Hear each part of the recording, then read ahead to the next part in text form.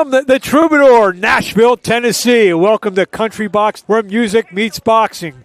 I'm Mark Abrams. I'm here with the former two-time NFL All-Pro Albert Hainsworth, and we have a real special night for you in store for everyone tonight. Heavyweight Fernando Cuza takes on Keith Barr, Albert. Hey, we're looking forward to this. Like I said, I think Fernando Cuza out of the whole, Adams promotion is my favorite fighter. And don't get me wrong, I love Hermes, I love, Sando, but Fernando, he just got me that real reminder of like a Muhammad Ali type guy. I know it's a far cry, but he just looks like that type of guy. Ryan Zempotaka takes on a tough kid from down here, Florida, named Ryan Schwartzberg.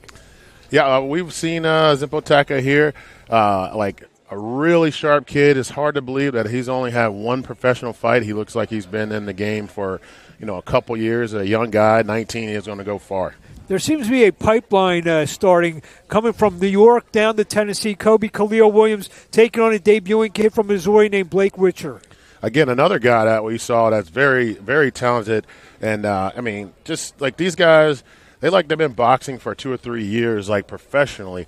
So it's good for them to, start their career here at Country Box, and then you see these guys grow, because in 2, 3, 4 years, you're going to see these guys fighting for championship. Well, to get things started, let's throw up to our ring announcer, J.T. Conway. Ladies and gentlemen, welcome to the legendary Troubadour Theatre here in Nashville, Tennessee. This evening, we have 6 big professional boxing matches for you. We want to welcome our newest viewers watching us on USA Today channels, including Fire TV, Freevee, Sports.tv, Plex, and True TV Plus, and our newest partner, Do Ya Media, featuring 39 channels around the world. For everything Country Box, including schedules, videos, and news, make sure you check out countrybox247.com. Folks, before the fights start, we want to welcome to the stage singer, songwriter, country music star, my friend, Justin Andrews.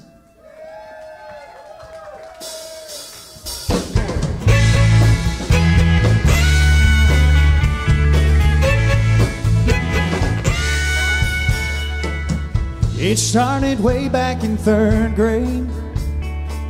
I used to sit beside Emmylou Hayes, her pink dress, matching bow, and her ponytail. She kissed me on the school bus, told me not to tell. Next day I chased her around the playground, across the monkey bars to the merry-go-round. Yeah, Emmylou got caught passing me a note. Before the teacher took it, I read what she wrote. Do you love me? Do you want to be my friend? And if you do, well then don't be afraid to take me by the hand. If you want to, I think this is how love goes. Check yes or no. How you doing, Country Box?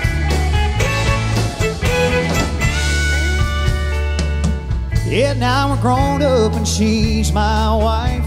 We're still like 2 kids with the stars in our eyes. Ain't much changed, I'd still chase Emmylou up and down the hall, around the bed in our room. Last night I took her out in a white limousine. 20 years together, she still gets to me. Well, I can't believe it's been that long ago since we got started with just a little note. Do you love me? Do you want to be my friend? And if you do, well then don't be afraid to take me by the hand. If you want to, I think this is how love goes. Check yes or no. You check yes or no. You check yes or no. You check yes or no.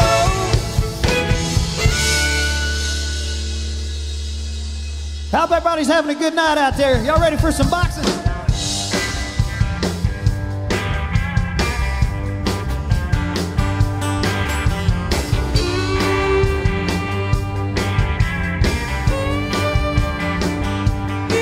Well, I was driving through Georgia in late July, on a day hot enough to make the devil sigh. Saw a homemade sign written in red, Ron County Watermelon Festival ahead.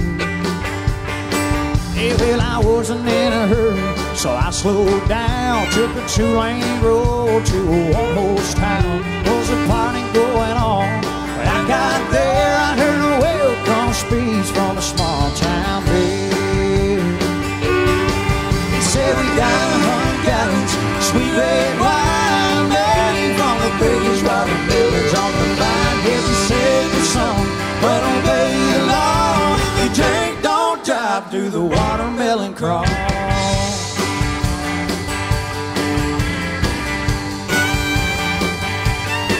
Yeah, and the band started playing a Watermelon Queen. She said, let me show you something that you ain't ever seen. She grabbed me by the arm, said, come on, let's go. She dipped down, spun around, go, say go. Yeah, then she rocked back on her heels, dropped down to her knees. She crawled across the floor and then she jumped back on her feet. She wiggled and she jiggled, beat all you ever saw. She said, this is how you do the watermelon crawl. Said, we got 100 gallons, sweet red wine, made from the biggest watermelons on the vine. If you said the sun, but obey the law, you drink, don't drive, do the watermelon crawl. Oh, come on, give me some of that. Give me.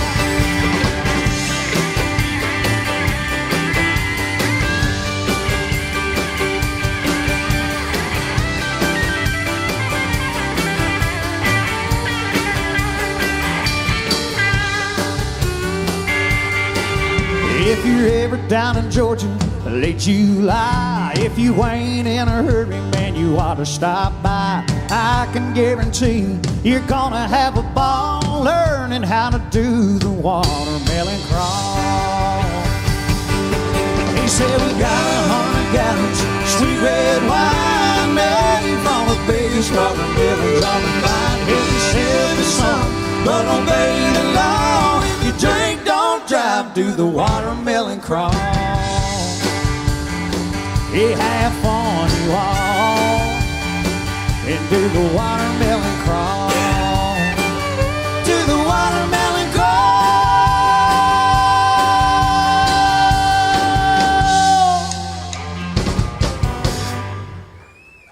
We're so happy to be here tonight. Thank y'all for having us, Jimmy. Thank y'all so much, Country Box.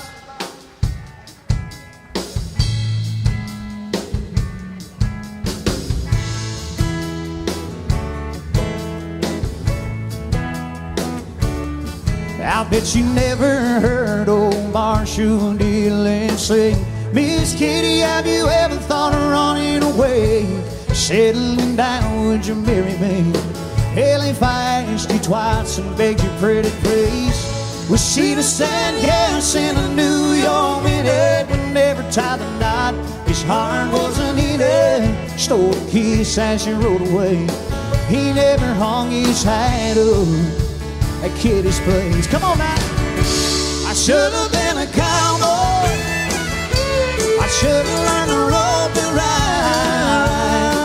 And I'll be wearing my 6-shooter, riding my pony on a cattle drive, stealing a young girl's heart. It's just like dreaming, rolling. It's singing those campfire songs.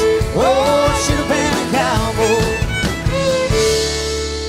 Might have had a sidekick with a funny name, running wild through the hills, chasing Jesse James, ending up on the brink of danger, riding shotgun with a Texas Rangers. Go west, young man, haven't you been told California's full of whiskey? Women and girls leaving out all night beneath the desert stars. You're dreaming my eye and prayer in my heart. I should have been a cowboy. I should have learned to rope and ride. And I'll be wearing my 6-shooter, riding my pony on a cattle drive, stealing a young girl's heart. It's just like Gene and Roy. It's singing those campfire songs. Oh, should have been a cowboy. Oh, come on.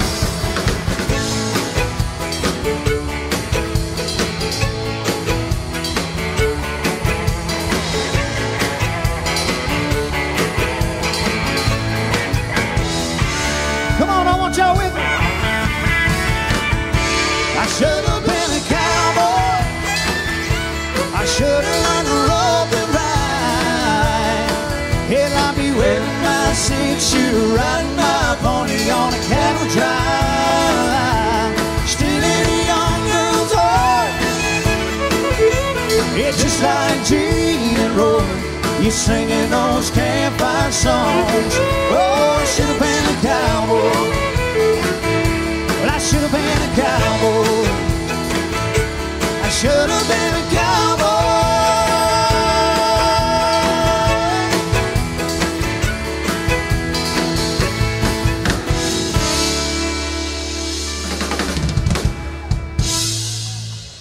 Thank y'all so much.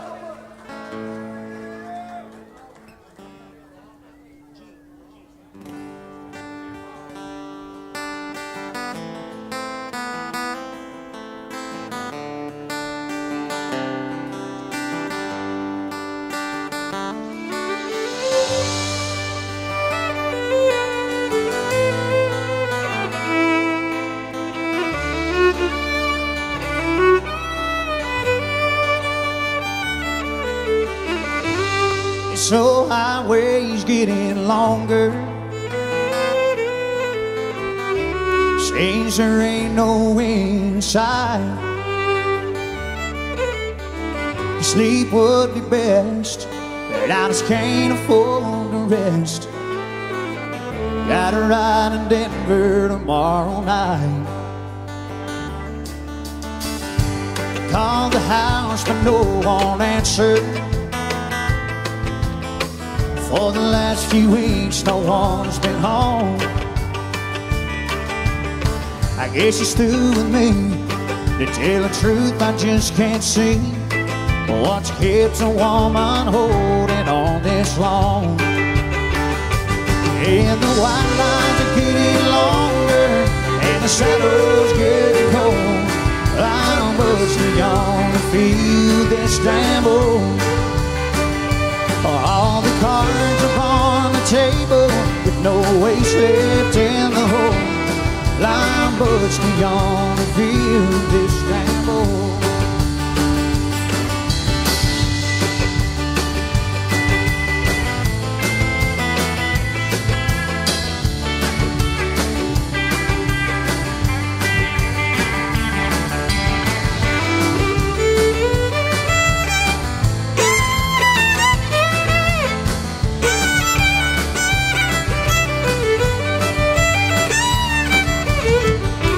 Competition's getting younger. Tougher bronze, you know I can't recall. You worn out tapes of Chris Ledoux, lonely women and bad booze. Seems to be the only friends I've left at all. God bless Chris Ledoux. And the white lines are getting longer, and the shadows getting cold. I'm but too young to feel this damn old. All the cards upon the table with no waste left in the hole. I'm but too young to feel this damn old. Lord, I'm but too young to feel this damn old.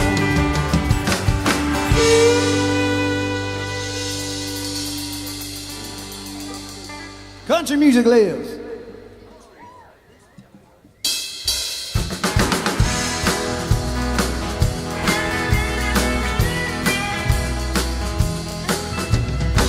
Out in the country past the city limit sign, well, there's a honky-tonk near the county line. The joint starts jumping every night when the sun goes down. They got whiskey, whipping, music and smoke. It's where all the cowboys go to boot school boogie. I got a good job, I work hard for my money, but hey, when it's quitting time, I hit the door running. I fire up my pickup truck and let the horses run. I go flying down that highway to that hideaway, stuck out in the woods doing the boot scoot boogie.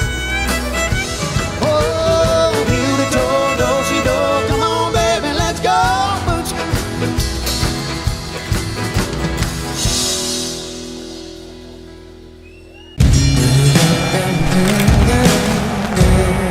We are here to Troubadour Theatre, Nashville, ladies and gentlemen.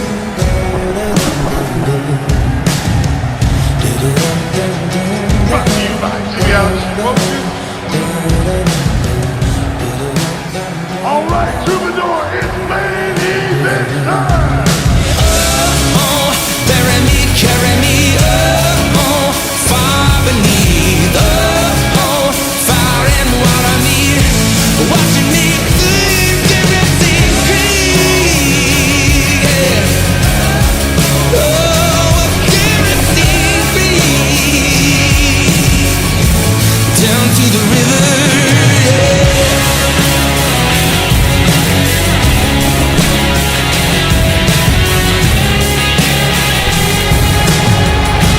down to the river. Folks, it's time for our first fight of the night. Now, entering the ring in the blue corner from Rio Rancho, New Mexico, Bryant McLean. I'm changing who I am. I'm making a new plan, rearranging my life, and I won't See McLean paying respect to his Irish and Scottish heritage. Well, Irish. From Rio Rancho, New Mexico. 6'1", 175 pounds. And now, entering the ring in the red corner from New Orleans, Louisiana, Sean Silky Hemphill. Kid's a quality fighter. We'll get into his story as the fight progresses. Mike Rogers, take us through the tale of the tape. Well, with Sean Hemphill, it's absolutely, he's 29 years old. He's 6'1", 172.8 pounds, and a record of 16-2. And then you have Brian McLean, 6'1", 172 pounds, 6'5", 3. There you have it. So we are ready to get this first fight underway. Let's up to ring announcer JT Conway. All right, folks, we have a special attraction tonight. In our first fight of the evening, it's an 8-rounder in the super middleweight division, presented to you by Jimmy Adams Promotions. Introducing first, fighting out of the blue corner, he weighed in at 172 pounds, a veteran of 14 professional fights. From Rio Rancho, New Mexico, please welcome Bryant McLean. And in the red corner, weighing in at 172.8 ready pounds, hailing from the NO, New Orleans, Louisiana. His record is an outstanding one with 16 wins, just 2 losses, and 10 big wins by knockout. Please welcome to the Music City, Sean Silky Hemphill.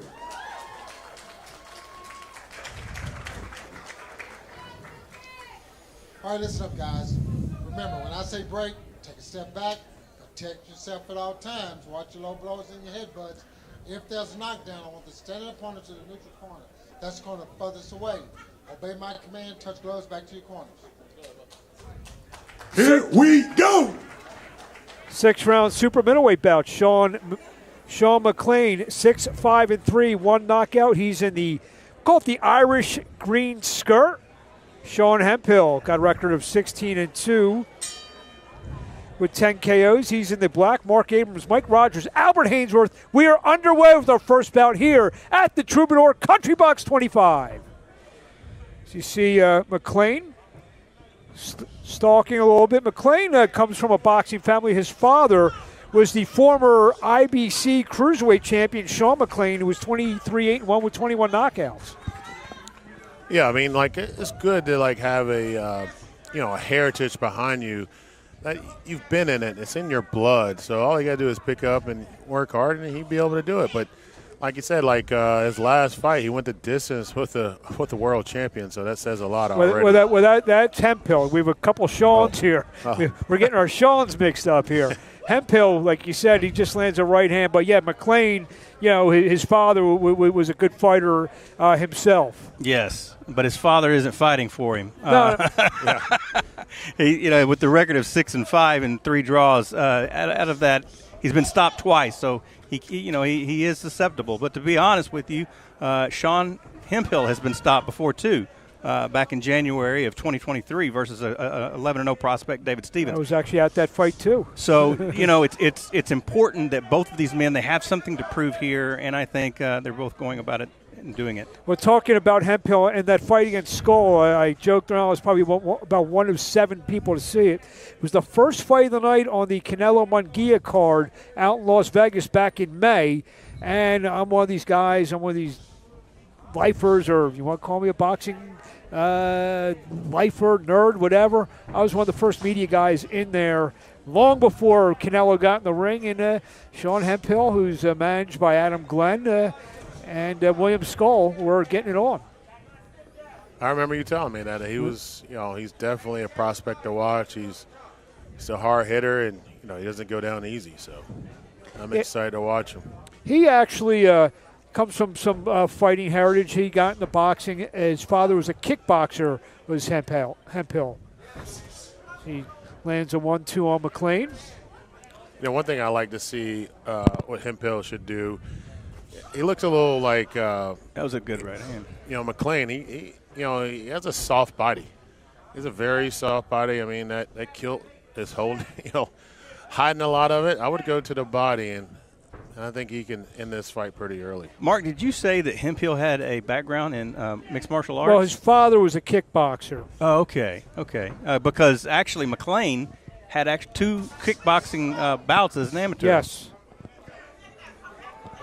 18 amateur boxing fights as well. As we come to the end of round 1, scheduled for 6.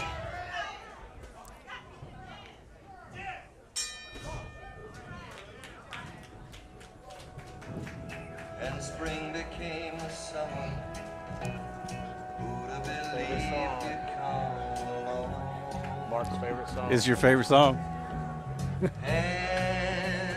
They're starting it early in the night. Touching hand, reaching out, touching me, touching Sweet Caroline.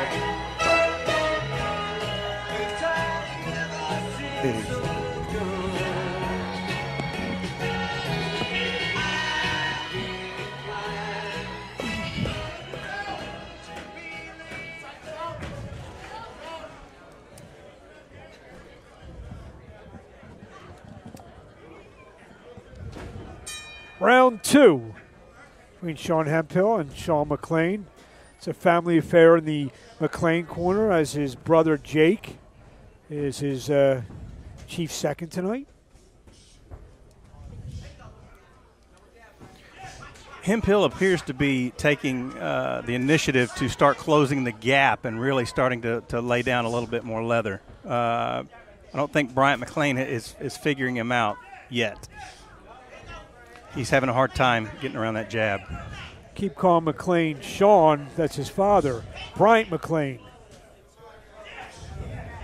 Yeah, the one thing I like to see is that, Sean Hemphill, he started out coming to the body because, his corner definitely sees that the body is soft. I mean, that's the weakness right there. It's not to say he's a young fighter, but, a lot of guys in their young career, they want to head hunt. But, if you kill the body, the head will die. Joe Lewis. Good left hook from Hemphill.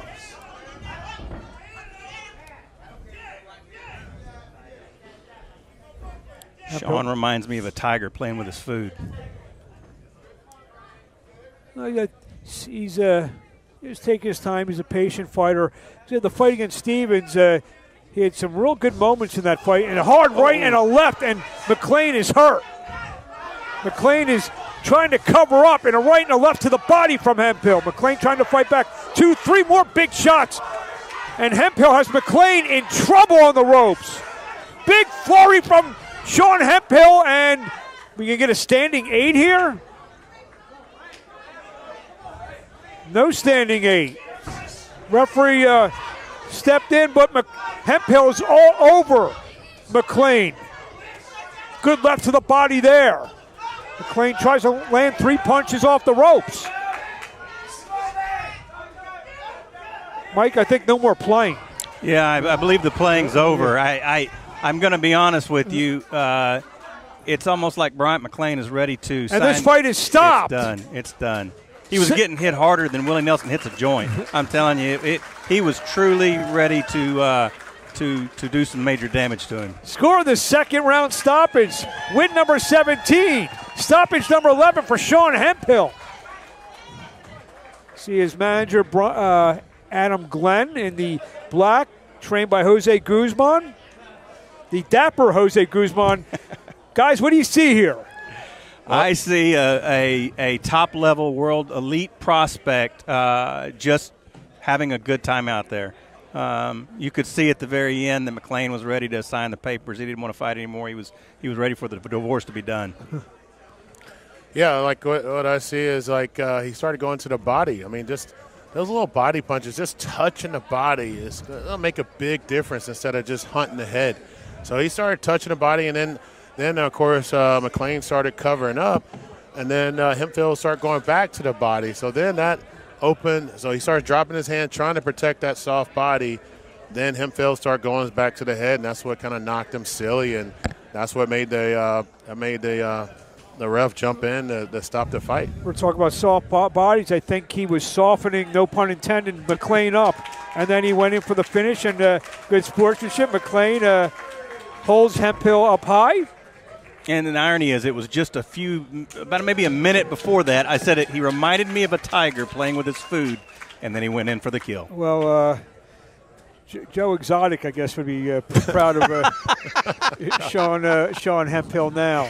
So we are ready to get the time of the stoppage. Let's up the ring announcer, JT Conway. All right, ladies and gentlemen, our first fight is in the books. Silky, let's get you over here, my man, so we can raise your hand. Your winner at 2 minutes, 15 seconds of the second round by referee stoppage, Sean Silky Hemphill.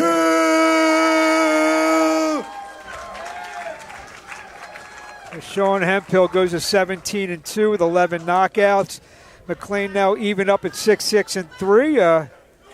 Get a stoppage, second round stoppage in our first bout. We'll be back with more Country Box just after this. We are here to go international, ladies and gentlemen.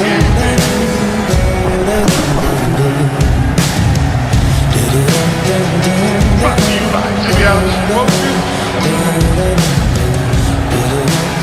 All right, Troubadour, it's main event time.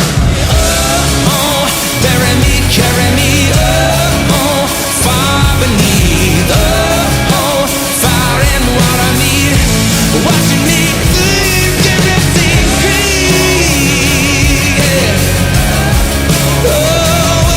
Everything free, down to the river, yeah.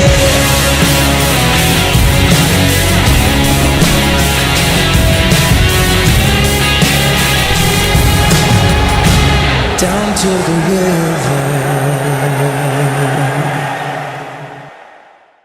Now, entering the ring in the blue corner from Delwood, Missouri, y'all put your hands together for Blake Witcher.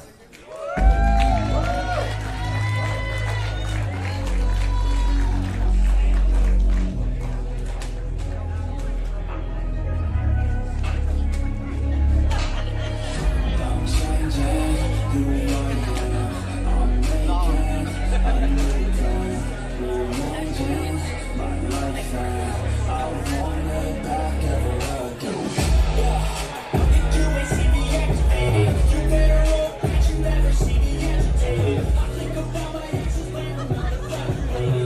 20-year-old Blake Witcher, ready for his pro debut. And now, entering the ring in the red corner, from the BK, Brooklyn, New York, Kobe Khalil Williams.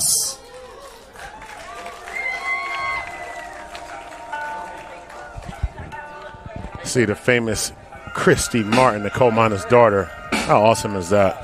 I don't think these young guys know that yet. 25-year-old Kobe Khalil Williams, Brooklyn, New York. See his trainer, Jose Guzman.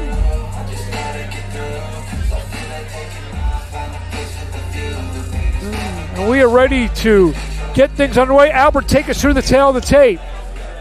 Well, I mean, we got, the opponent, Witcher has, a great height advantage. He is 20 years old, younger, a little heavier, has no experience in the ring.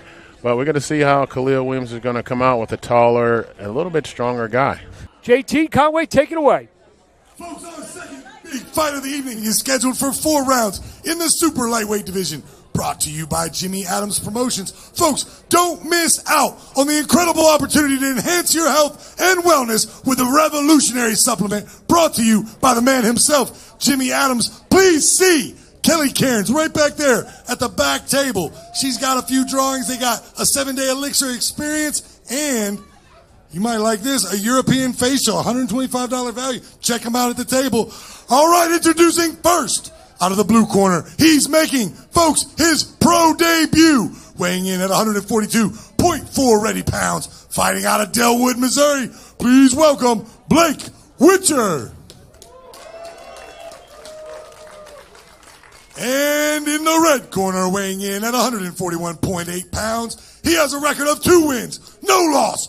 1 win coming by way of knockout from Brooklyn. Please welcome King Kobe Khalil Williams. All right, guys, listen up. I'm the third man in the ring. When I say break, take a step back, but remember, protect yourself at all times. Watch your low blows and your headbutts. If there's a knockdown, I want the standing opponent to the neutral corner. That's corner furthest away. Obey my command, touch gloves, back to your corners. Let's go. 4 rounds. Blake Witcher making his pro debut. He's in the black trunks. Kobe Khalil Williams out of Brooklyn, New York. He is in the New York Knicks orange and blue. Mark Abrams along with Albert Hainsworth, and we are underway here in Nashville. See Witcher. He's got an interesting stance. Got his chin tucked in as he tries to push out a right hand. Or a straight left from Williams. He's not using that height whatsoever. He's the same height as Williams. You go from a 5'11", almost 6 foot guy, and to duck down to a 5'8" guy. You're gonna start feeling this power. Williams began boxing at 17, got in a lot of fights in school in the streets, so turned to boxing. He lands a hard left to the body and a left to the head. Yeah, you can see Witcher really felt that. Yeah. I don't know how long this can go. Witcher eats a hard left hand again. Witcher began boxing at the age of 16. He was doing some carpentry work around his home in Missouri of a gym. So he was in the gym. He was fixing the floors and decided to try it. Yeah, this is not a good sport you want to try. And Witcher's starting to really bleed from his face early, left and a right. And this fight should be stopped. This fight's going to be stopped any minute. Yeah, this fight's over. Wow, that was in. Score the first round stoppage. Win number 3, stoppage number 2 for Kobe Khalil Williams. Yeah, that was a wow. As you saw from the beginning, he came out and dominated. I don't even think Witcher, landed a punch. If he did, it wasn't relevant. And all of those power punches coming from Khalil Williams. I mean, again, it's a guy that young in the sport. He's learning, but he has a little power. You see the highlights, which are all Kobe Khalil Williams body shots, head shots, which are told me 8 amateur fights, there's another ripping left, and here's the end of the fight. Yeah, that last, like, third from the last punch is the one that caused that bloody nose. You know, and a good thing about, like, Witcher, he didn't go down. You know, he was still in there taking the punishment. I mean, he was getting hurt very bad, but he was taking the punishment, but he didn't take a dive or anything like that. That's good to see. I mean, it takes a lot to get in that ring, and you got to give Witcher credit for that, but maybe I don't know if we can be seeing him again. Yeah, he needs to maybe reevaluate another job. Maybe stick to the carpentry. Yeah, he gym. told me, he's a jack of all trades kind of handyman, and he certainly didn't have the stance. Took a lot of shots. Definitely in with Kobe Khalil Williams, who is rungs above him, and first round stoppage. I think we are ready with the time of the stoppage. So let's throw up to our ring announcer once he looks at me. Yep, our ring announcer, JT Conway, like whenever he's ready. There we go. Yep, whenever he's ready. And we always waiting on JT. All right, Mr. Witcher, let's get you in here, sir. You can bring your glove. There we go. All right, folks, we're going to hear a lot about red and blue tonight. But tonight, it went to the red side at 126 of the first round. Kobe Khalil Williams. Kobe Khalil Williams, 302 knockouts. I think we'll be seeing more of him down here at the Troubadour, Nashville, Tennessee. Yeah, absolutely. And you can see, like, actually, that wasn't a nosebleed. That's a cut, like, on Witcher's nose. That was a hard punch that landed, made that happen. So we are ready to go to commercial. We'll be back with more boxing and music just after this. We are here to promote the international ladies and gentlemen.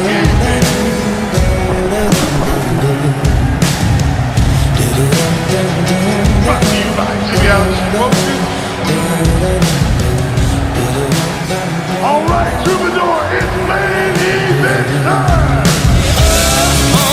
Bury me, carry me, far beneath, fire and water meet, watching me think everything free, yeah. Everything free, down to the river, yeah.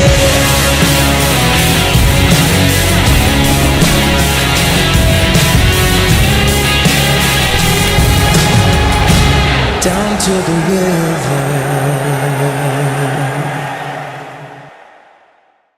We are back here at the Troubadour here in Nashville, Tennessee. Next up, we got Ryan Zempotaka taking on Ryan Schwartzberg. This should be an interesting fight. We got Zempotaka, who had a pretty good a long amateur career of about 185 fights, take on Schwartzberg, who doesn't have the greatest record. He's 5-16-2, but he's a gritty, tough fighter in there. You know, this is going to be a great challenge for Ryan Zempotaka. Is that right? Yeah. Taka. Yeah, Ryan Z. That's what we're going to call it, Ryan Z. Who, like I said, like you said, he's a very veteran in the amateur fights, 185. Again, he's only one win, one KO, but he looks like a professional. So for him to fight somebody that's going to make it ugly, see something different that he hasn't seen, it's going to be good to see how far this kid's going to go. Well, the Battle of the Rhines is ready to commence. So let's throw up to a ring announcer, Mr. JT Conway. Now, entering the ring in the blue corner from Dania, Florida, Ryan Schwartzberg.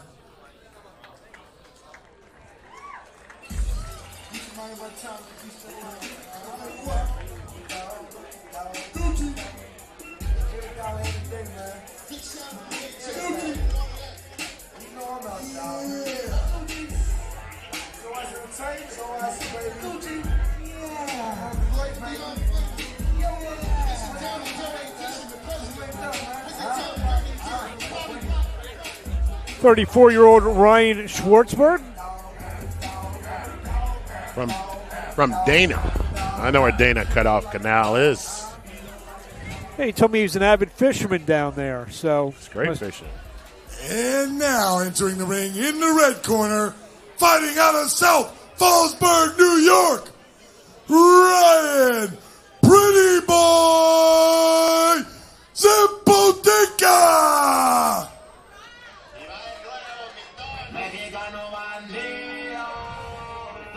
19-year-old Ryan Zipotica made his pro debut right here on October the 1st with a first-round stoppage over David Lee de Los Santos. Like I said, this guy is a very, young. I want to say 19. Yes, and just a sharp fighter. Like you can see, Ram Zipoteca, he got the age. He doesn't have the weight. They weigh the same. But you know what? With his amateur career, you're gonna see how good this kid is at 1-0. Zipoteca and Schwartzberg ready to get it on here in Nashville. Let's hope the ring announcer J.D. Conway. All right, folks, our second fight of the night is scheduled for 4 rounds in the super lightweight division, presented to you by Jimmy Adams Promotions. Introducing first, fighting out of the blue corner. He's a veteran, of 24 professional fights, weighing in at 141 pounds, hailing from Dania, Florida. Y'all put your hands together. Ryan Schwartzberg. And in the red corner, he weighed in, also at a ready and trim 141 pounds. His record, undefeated, 1 win, coming by way of knockout from South Fallsburg, New York. Put your hands together. The undefeated Pretty Boy, Ryan Zipoteca.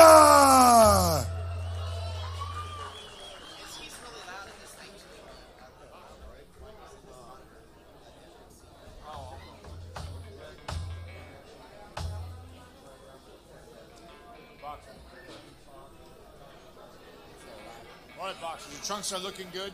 Remember, protect yourselves at all times. Listen to my commands at all times. Any questions from anybody? Touch gloves, come out swinging. 4-round super lightweight bout. Ryan Zipoteca, 1-0, 1 knockout. He's in the silver. Ryan Schwartzberg, 5-16-3, 3 knockouts from Dania, Florida. He's in the black trunks. Ryan the Lion's got a big lion on his trunks. We are underway with our second bout of the evening. Zipoteca and Schwartzberg. Yeah, that's one thing you're going to see from Ryan Zipoteca. Zipoteca is going to definitely throw a range of punches. He's going to throw all kind of different ones. Zipoteca, like we said, he had a distinguished amateur career. Ooh. Good right for Zipoteca. Like we said, Schwartzberg, he's definitely a gritty guy in there. Not only is he a veteran of 24 professional boxing matches, he actually competed in MMA. He was 1-1 in MMA. He scored a knockout in MMA, and he decided that the hands were maybe the meal ticket and switched over to boxing. You don't see a lot of I don't see a whole lot of MMA guys coming in and dominating in boxing because, now you're only worrying about the hands, but they don't have the hand speed. They don't have the, kind of the techniques that boxers do. Just the same thing, like if a boxer went over to MMA, he's going to try to box, but he can't kick. He don't know nothing about the grabbing and all that stuff like that. So I'd say it's a disadvantage for MMA guys to come into boxing. By the way, any fans tune in to see Gianni Liguri take on Jay Sean Hunter? That fight has been canceled. So just to make that official. So in effect, this is our co-feature bout of the evening. So left to the body from Zipoteca and a hard right hand. Zipoteca said turn pro here on October 1st. Ooh. Schwartzberg coming off a first-round stoppage over D'Angelo Gathers on August 24th in Miami. So he's riding a one-fight winning streak. Yeah, it's just, again, Zipoteca, he's going straight to the body because you see a lot of Schwartzberg ducking and he's catching them with those ducks. You see Zimpoteca trying to land some power shots from the outside. Yeah, he's landing. You can tell, like, they're making a difference. You can see he's already, Schwartzberg is breathing with his mouth open. Schwartzberg owns a truck service.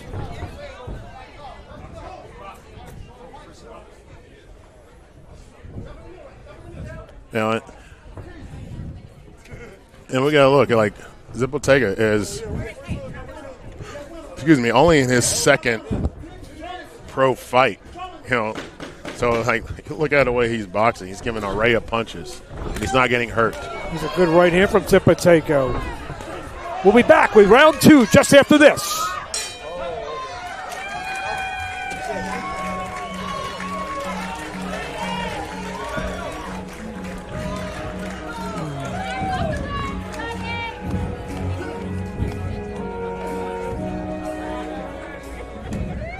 Where it began,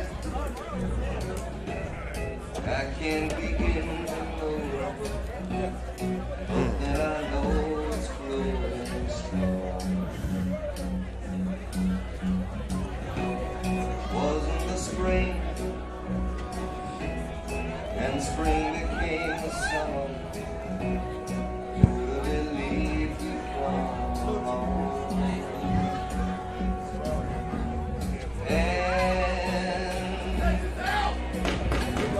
Touching hand, Reaching out.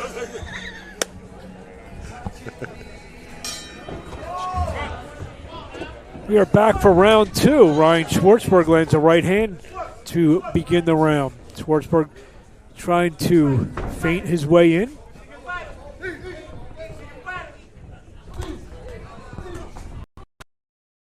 Left to the body from Zimpoteca.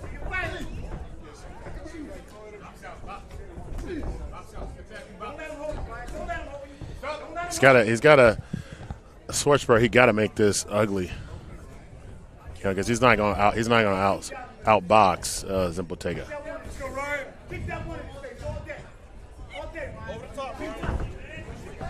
Already seeing it like a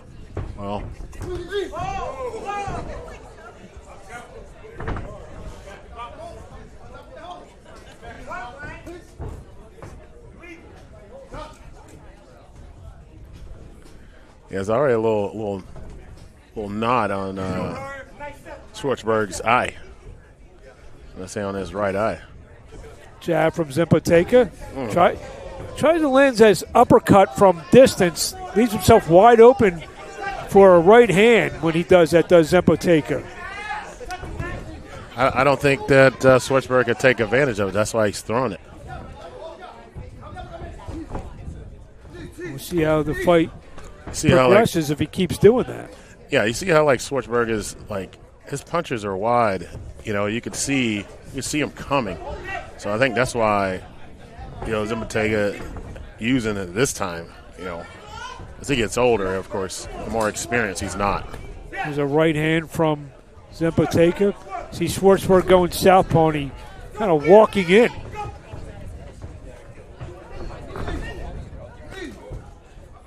Yeah, he's got to make this ugly. He's got to bump him out.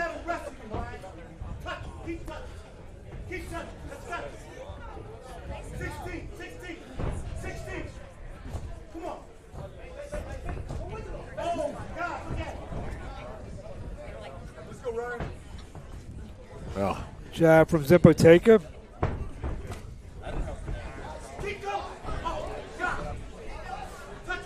Oh, good left from Schwartzberg gets in there. Schwartzberg told me he likes the garden fish, has a chicken coop. Oh, wow. What is he? He's getting fresh eggs?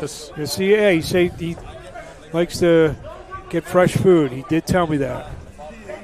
Well, you know, you're right there in Dana, Florida. I mean, that's some great fishing down there. I lived in Fort Lauderdale for a while, you know, so I've been there a good bit. Good jab from Zimpoteca as we come to the end of round 2, scheduled for 4.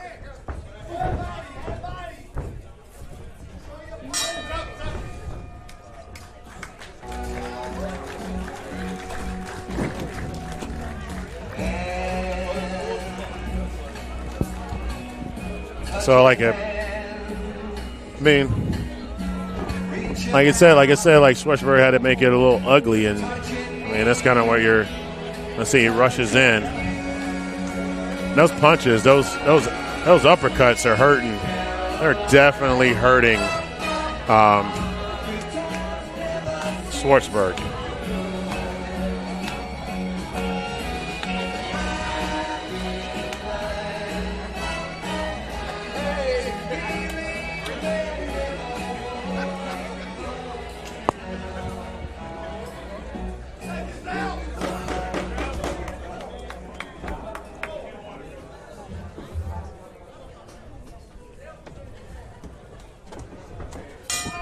We are ready for round 3 between Ryan Zempoteka in the silver, Ryan Schwartzberg in the black trunks. Country Box 24, live from the Troubadour Nashville. Zempoteka trying to land a jab, nice left to the body. Oh. I've seen Schwartzberg fight numerous occasions. This is what he is, kind of a gritty guy, doesn't always look pretty in there. Gonna make you work. Yeah, he's definitely making Zempoteka work, switching it up, kind of making it ugly to show that he's a stronger guy. But boxing, he's getting touched a good bit with Zempoteka, throwing from all kind of angles.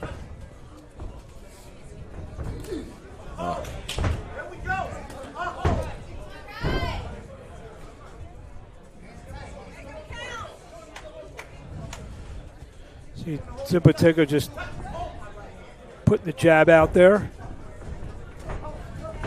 Trying to land a right hand as Schwartzberg came walking in. Uppercut, 3 punches from Zempoteka.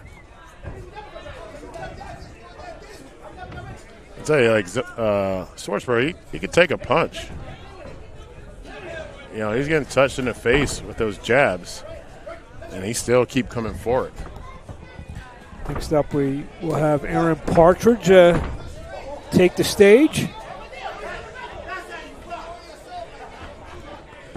Zempoteka again shows jab, tries to land a 1-2. Schwartzberg tried to get in a jab to the body. Not much of a rhythm here, first 2+ rounds. No, not at all, but he's also, one thing he's having, Zempoteka's having Schwartzberg kind of guess. He doesn't know where he's throwing stuff from. There's a good shot from Schwartzberg that landed. Yeah, he doesn't know where the punches are coming from. Again, Schwartzberg got to make it ugly for him to kind of stay in this, which I have it 2 rounds of nothing right now. Is Zempoteka. Schwartzberg misses with a right hand. A lot of shots coming up short. Kind of affecting with that jab. Left from Schwartzberg. Schwartzberg now going southpaw. Coming to the end of round 3, scheduled for 4. Good right from Zempoteka.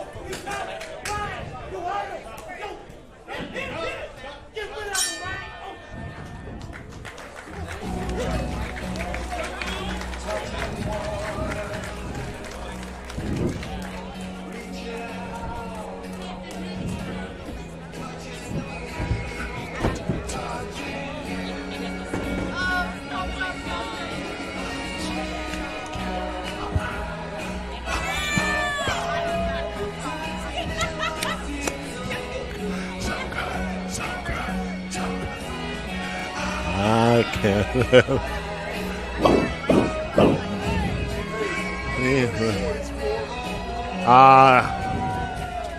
Yeah, that's all. Yeah, only 4. Yeah, only 4.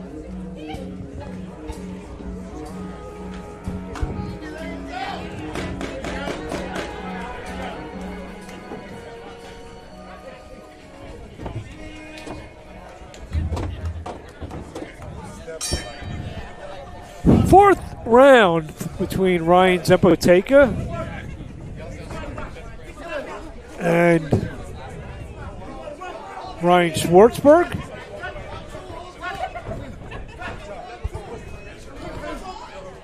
Can't see it. He's going to have to, I feel like Schwartzberg's going to have to do something desperate to try to win this. If not, I think it's going to be down.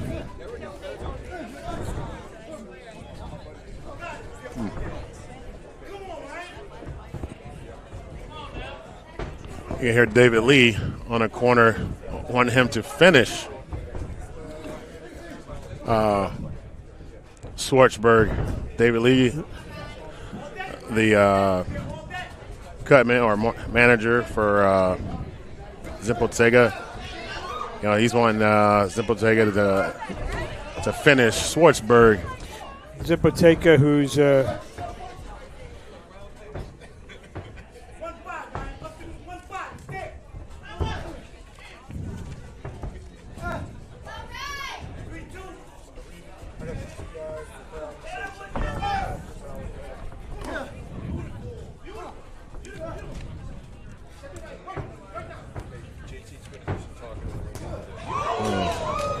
good shot.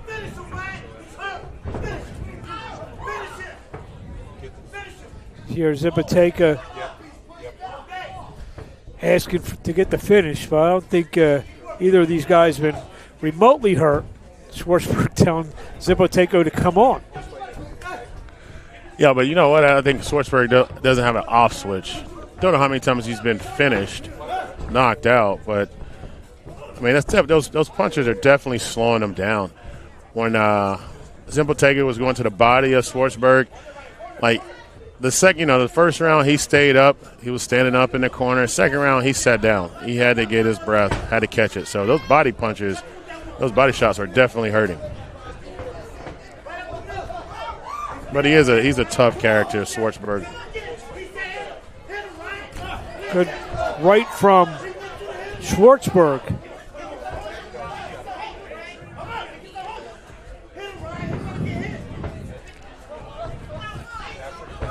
I would just want my boxer. This guy was a brawler. You know, he likes to get hit. I would tell him to still just box him. There's no need to try to get knock him out. But I think if these things went into later rounds, I think Zimpotega would definitely finish. Good right from Zimpotega. Mouthpiece comes out. I think it's Zimpotega. Come the end of the fourth and final round between Ryan Zimpotega and Ryan Schwartzberg. Like I said, it wasn't the most aesthetically pleasing fight. No, but there was a lot of action. Some good punches. You can tell Schwartzberg's in great shape. You know.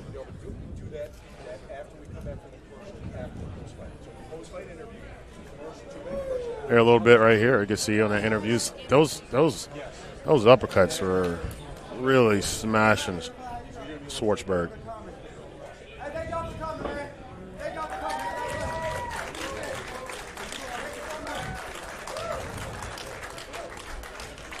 See Schwartzberg caught Zimpotega with a nice left.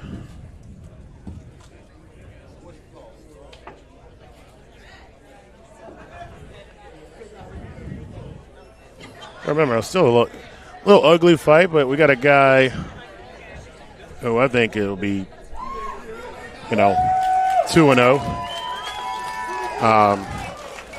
fighting, and that looked good.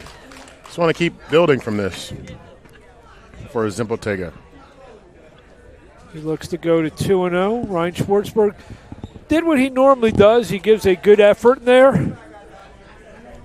Have you ever seen him being finished? Well, he has been stopped, I believe, 6 times, Schwartzberg. Yeah, he's been stopped 6 times. Yeah, I mean, I have. It just, he usually, like I said, he gives a good effort in there. If he's going to get stopped, he's going to, go out fighting. Yeah, go out swinging, yeah. Love to see that.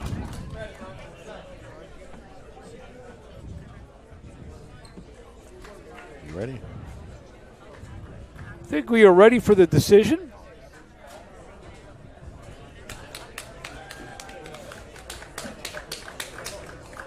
Just waiting for JT to get the card.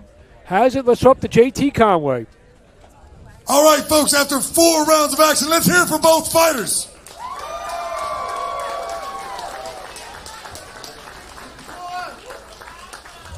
We have tonight for you, folks, a unanimous decision.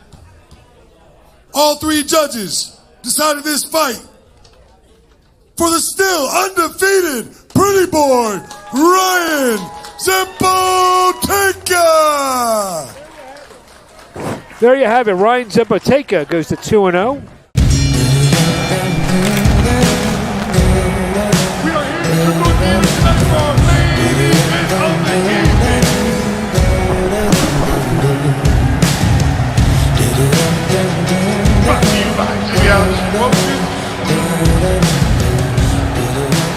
All right, Troubadour, it's main event time. Bury me, carry me, far beneath, fire and water me, watching me, everything free, yeah. Everything free, down to the river, yeah.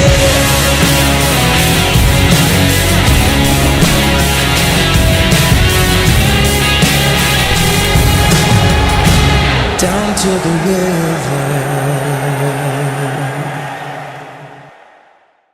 Keep clapping. We got our guy. He said he can play all night long. He's got 70 songs. Justin Andrews.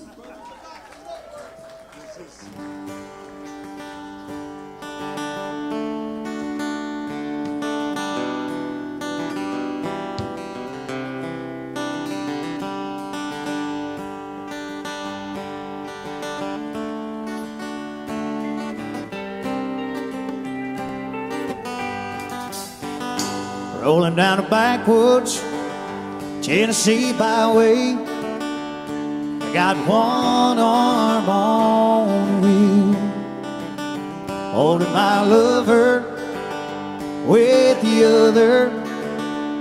A sweet, soft southern thrill. Worked hard all week, got a little jingle on the Tennessee country box night, y'all. Couldn't feel better, and I'm together with my Dixieland delight. When I spend my dollar parching underneath the mountain moonlight, hold her up tight, make a little loving, a little turned up in on a Mason-Dixon night. Fits my life, oh so right, my Dixieland delight. Let's light it up.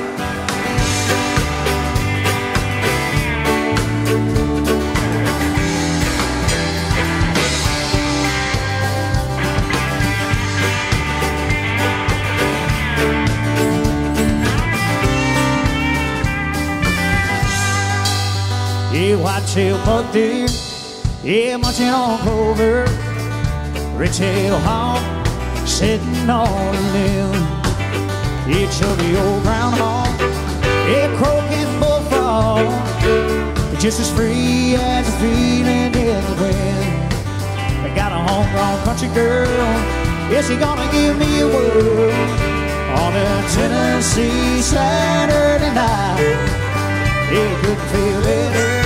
Well, I'm living in heaven with my Dixieland delight.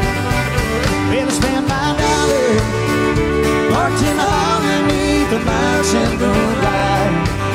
Yeah, hold her up tight, make a little loving, a little turned loving on a Mason-Dixon night.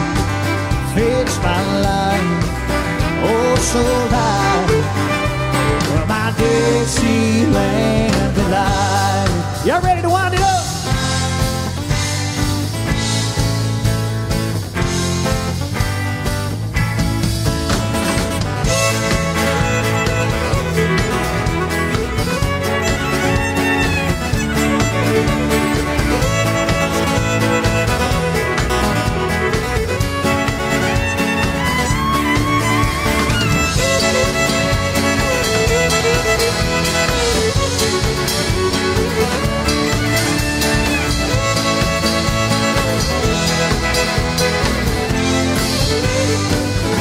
Somebody clap your hands out there.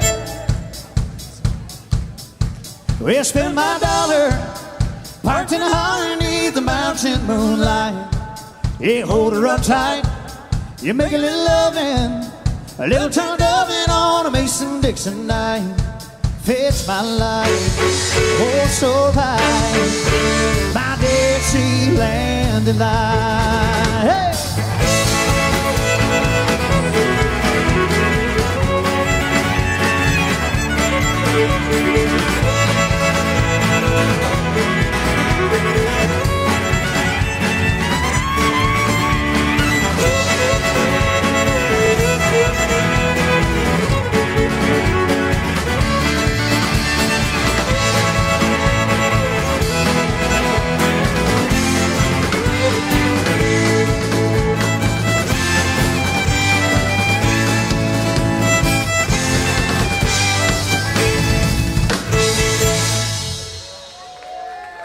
Thank you.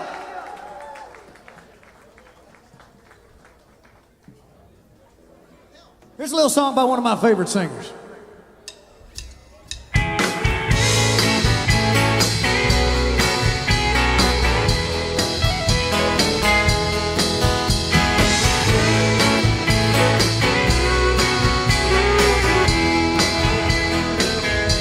Yeah, we've been up all night long, trying to solve a problem. Early, it's almost dawn. Ain't no time for sleeping when a love is wearing thin. Well, I ain't giving up, you ain't giving in. Don't let love start slipping, love start slipping away. 'Cause this life we've been living gets harder every day. Don't let love start slipping, love start slipping away. Yeah, wounded love walks a real thin line. In no communication, it'll kill it every time. Just open up your heart, baby, we can work it out. You got the kind of love people dream about. Don't let love start slipping, love start slipping away. 'Cause this life we've been living gets harder every day. Don't let love start slipping, love start slipping away. We pass the border right or wrong. We find a way to just hold on.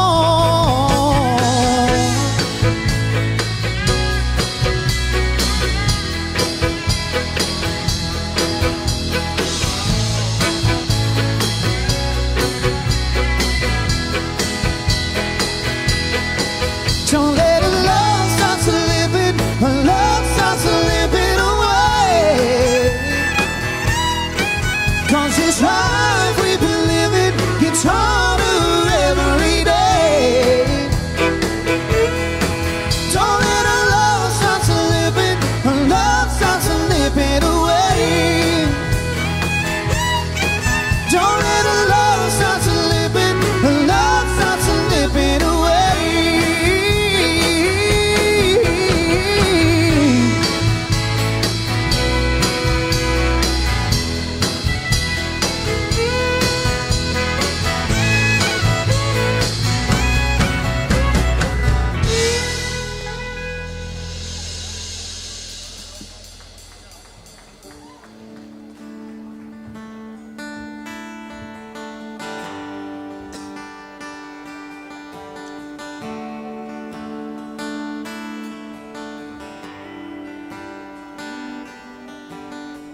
Every time I fall, I get back up again. Cinch my saddle up, find me another wind. Let it take me where it wants to go. Another one-horse town, another damned old rodeo. But I know this life is crazy, but I'll be home soon, baby. I'll ride in on a sunny day, sing you songs till your heart away like a cowboy.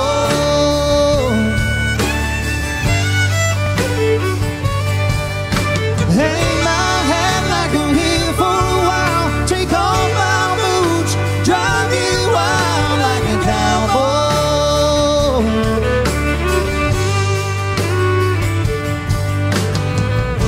So baby, you know I can't stay long. You wake up and I'll be gone. You're chilling, I hold on like a cowboy.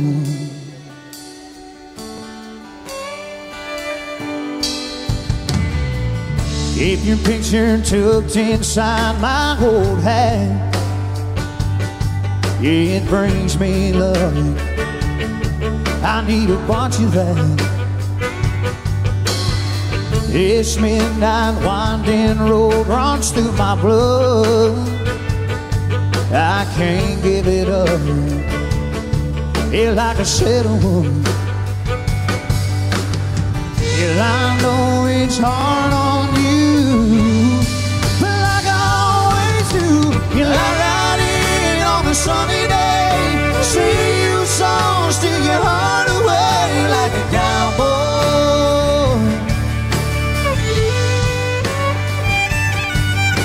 Hang my hat like I'm here for a while, take off my boots, drive you wild like a cowboy.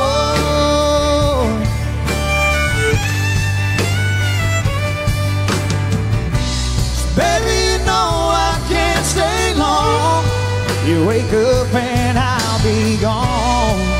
You're chilling, I hold on. Oh, like a cowboy.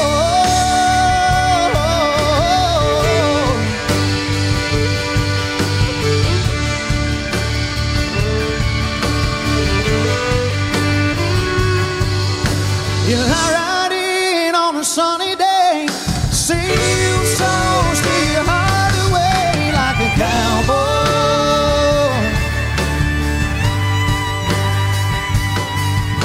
Hang my hat like I'm here for a while, take off my boots, drive you wild like a cowboy.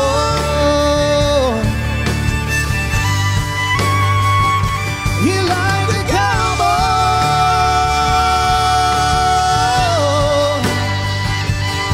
like a cowboy,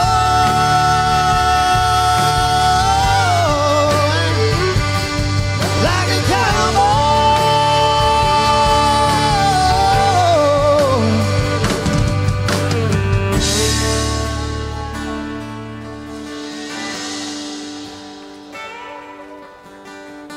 Every time I fall, I get back up again. Cinch my saddle up, find me another way.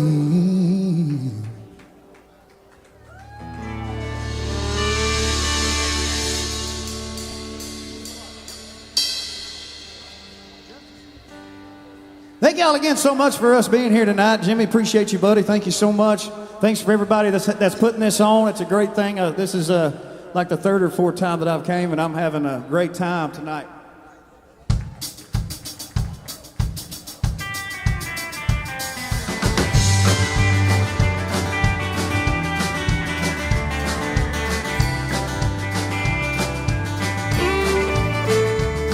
You always had an eye for things that glitter, but I was far from being made to go.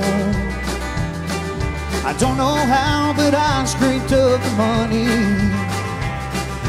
I just never could quite tell you no. just like when you were leaving Amarillo, taking that new job in Tennessee. Well, I quit mine so we could be together. I can't forget the way you looked at me. Just to see you smile, I'd do anything that you wanted me to. And all this said and done, I'd never count the cost. It's worth all that's lost, just to see you smile.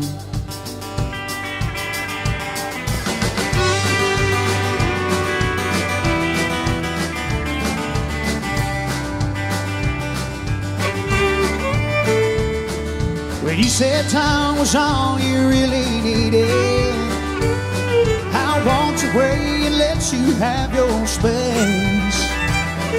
'Cause you then didn't hurt me near as badly as the tears I saw rolling down your face.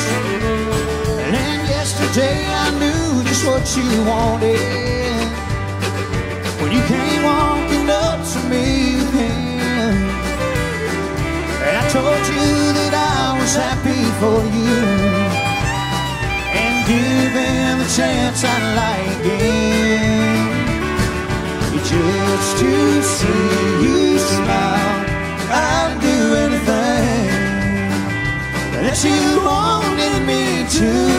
And all this said and done, I never count the cost. With all that's lost, just to see you smile, I'd do anything that you wanted me to. And all this said and done, I never count the cost. It's worth all that's lost, just to see you smile.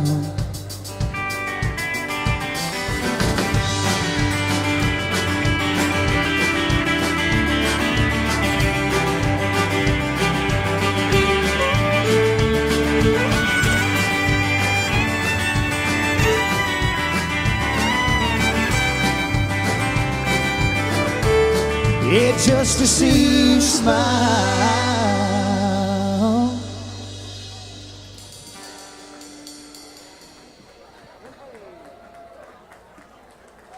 Somebody make some noise for all these boxers in the building tonight, y'all.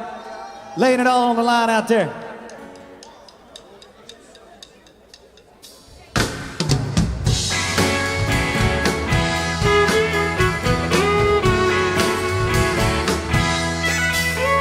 If you really want to know, she comes here a lot. She just comes to hear the music and dance. K13 is her favorite song. If you play it, you might have a chance. But tonight she's only sipping white wine. She's friendly and fun-loving most of the time. Come on! But don't ask her on a straight tequila night. She'll start thinking about him and she's ready to fight.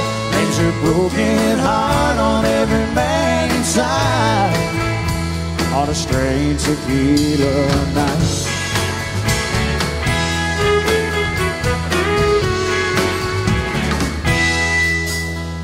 Here's a glass of Chablis, some quarters and change. Maybe you can turn her love life around. You won't need the salt or the lime anymore to shoot that old memory down. Just remember her heart's on me. If you ever come back to see her again, but don't ask her on a straight tequila night. Just start thinking about him and she's ready to fight. There's a broken heart on every man inside on a straight tequila night.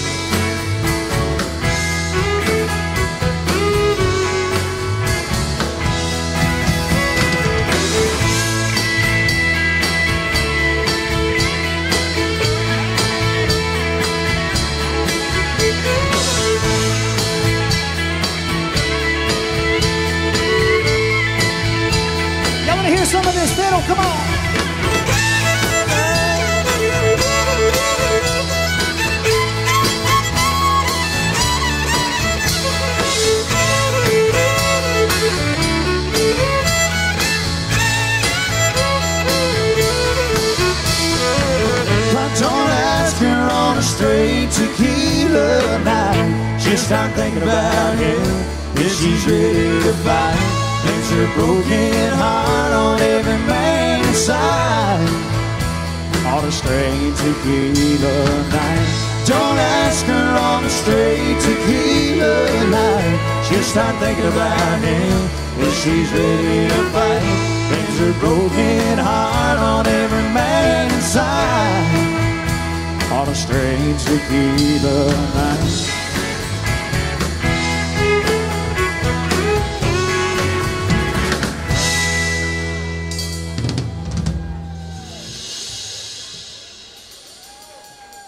Where's my 90s country fans at? You got any out there?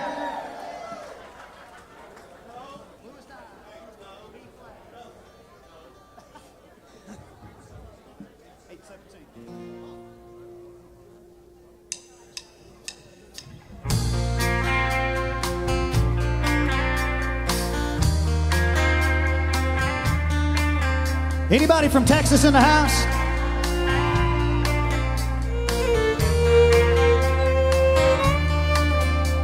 That lonesome Texas sun is sinking low.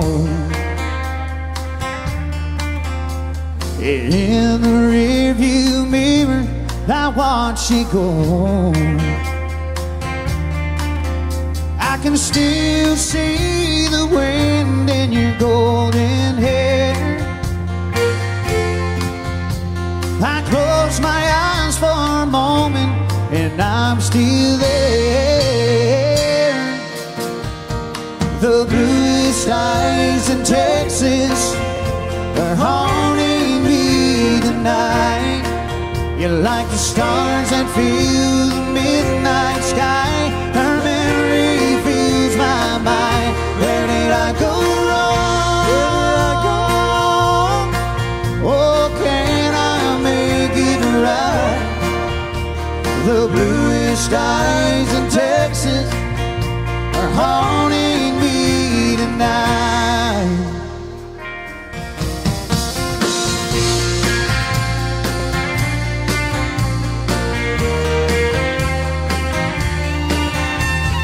Another town, another hotel room. Another train that ended way too soon. You left me lonely way before the dawn, just searching for the strength to carry on. The bluest skies in Texas are haunting me tonight. You're like the stars that fill the midnight sky. Her memory fills my mind. Where did I go wrong? Oh, can I make it right? The bluest skies in Texas are haunting me tonight. The bluest skies in Texas are haunting me tonight.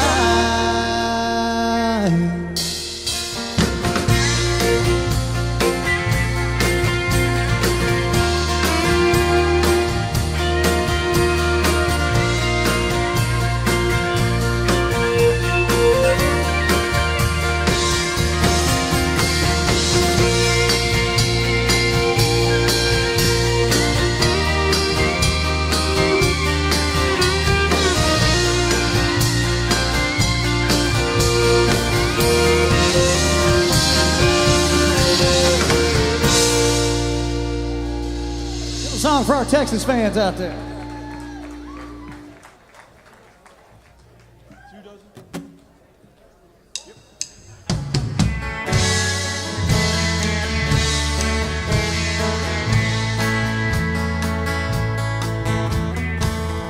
Brought flowers to your door last night. I done you wrong and I wanna make it right.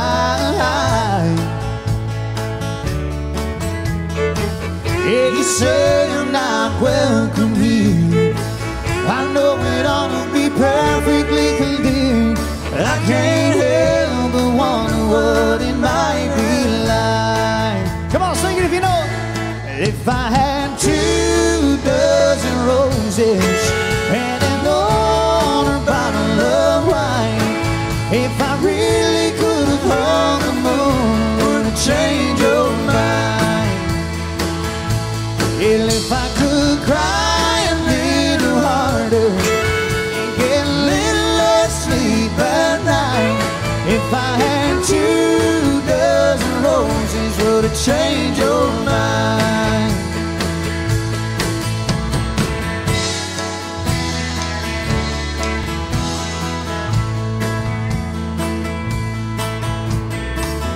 Oh, I must have been a fool back then, yeah,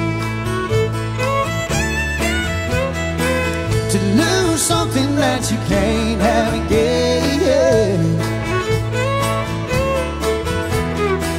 I've done all I know to do. You second guess my every move. I can't help but wonder what it might be like.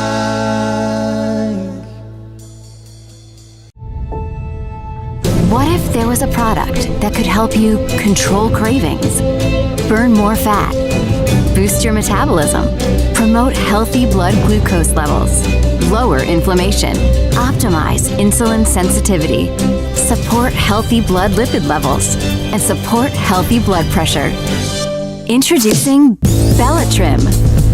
Bellatrim may be the most comprehensive body transformation product in the world.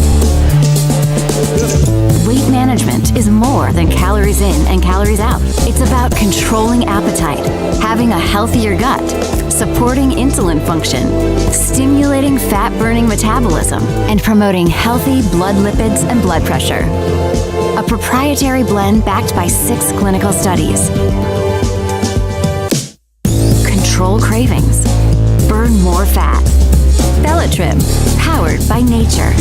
Backed by science.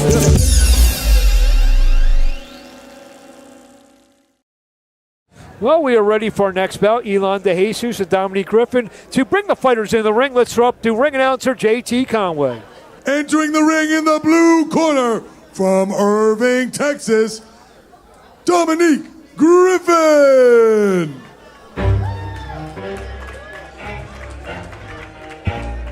Just 38-year-old Dominique Griffin from Irving, Texas. Got a record of 5-7-2, 2 knockouts. Yet another durable fighter. Never been stopped.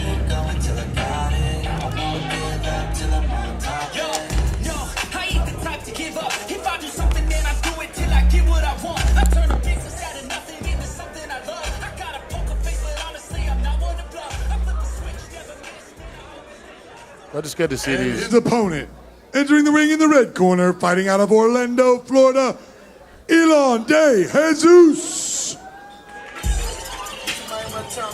30-year-old Elon De Jesus. I just followed this young man on Instagram. Very exciting fighter. Has a great personality. I went back and talked to him in the locker room. He's a guy that he can fight. You know, he can fight, and he wants to show what he can do. Albert Hainsworth, take us through the tail of the tape. Well, as you see right here, we definitely have Jesus with the age advantage. You know, about the same, almost close to the same weight, but the record says for his own. Well, to get this bout started, De Jesus and Griffin, let's hope the ring announcer J.T. Conway. All right, folks, our next fight of the night is scheduled for 8 rounds in the super bantamweight division, presented to you by Jimmy Adams Promotions. Introducing first, fighting out of the blue corner, a veteran of 14 professional fights, weighing in at 123.4 pounds. He hails from Irving, Texas. Please welcome Dynamite Dominique Griffin. And in the red corner, he weighed in at 124.2 pounds. His record, 8 wins, 1 defeat, and 2 draws, with 7 big wins coming by way of knockout. From Orlando, Florida, please welcome Elon El Leon de Jesus. All right, guys, this is an 8-round fight. When I say break, take a step back, but remember, protect yourself at all times. Watch your low blows and your headbutts. If there's a knockdown, I want the standing opponent to the neutral corner. That's the corner furthest away. Touch gloves back to your corners. Here we go. Elon De Jesus, 8-1-2, 7 knockouts. He's in the dark color with the white It's like a little waistband. mixture. A mixture of black and blue.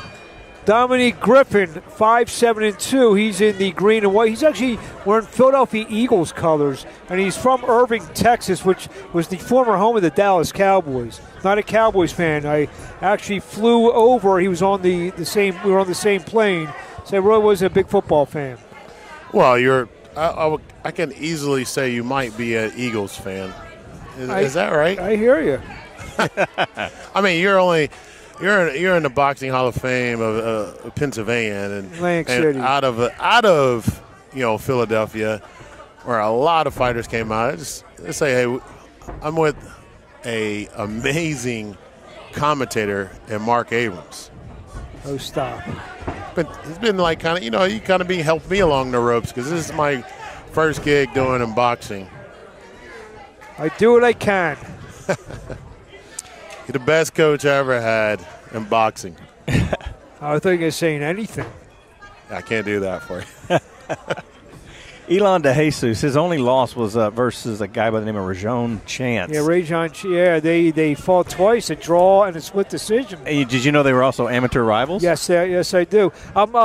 Adam Glenn, who manages De Jesus, I have a relationship with him, and we talk about his fighters a lot. Oh, a big right hand from De Jesus. We said Griffin's never been stopped. And De Jesus, 7 of his 8 wins have come by stoppage. Heavy-handed. But this is a different quality, a fighter in Griffin. Albert, I'll bring you up to Philly. I'll get the Eagles fans to start liking you. I mean, I've been up to Eagle games. Reggie White is the reason I wore number 92. Yeah. Just not to get off the beat track too much. Derek Barnett scoring a touchdown last night for the Houston Texans. That's my guy. UT, away of Nashville. Come from the high school Brentwood Academy. Right hand misses for De Jesus. And also former Philadelphia Eagle first-round draft choice. There's another jab from De Jesus. What are you seeing early here, Mike? I'm seeing, I'll tell you what, it surprises me is how much Griffin is in this fight. He is not here just to pick up a paycheck. He is actually here to try to win this thing. I don't believe he's going to be going anywhere. I think this is going to be a long fight for De Jesus. Well, he's got a win over a 6-0 fighter in Carlos Nunez, and he's been in with all these guys. Goes at this with Asa Stevens, Romel Cruz, who's a prospect out of Philadelphia. So he's a guy. He's a gritty guy in there. End of round 1, scheduled for 4 De Jesus and Griffin. I mean, one thing we can see, about like Griffin. Griffin has a great body. He's in shape. He's ready to fight, and you can see that he's literally ready to fight. Yeah, no, for sure. I flew over on the same plane as him yesterday on a connection flight. We were talking. He's a guy. He's in there. I mean, he's just because you see he's 5'7" doesn't mean he's one of these guys who comes to just take a paycheck and get out of here. He comes to fight. Yeah, and that's one thing that we can see, like a difference in a lot of these guys, because they're just going to take a last-minute fight against a true, real prospect that you see that's going to be pay-per-view and all that. So this guy, he's going to go in there and he's going to test guys and try to get the win. Well, guys like Griffin don't have to get in shape for a fight. They can take them easily at any given moment because they stay in shape. They stay ready for it. I mean, his back. I mean, if you look at Griffin's back, you could really tell how in shape he is.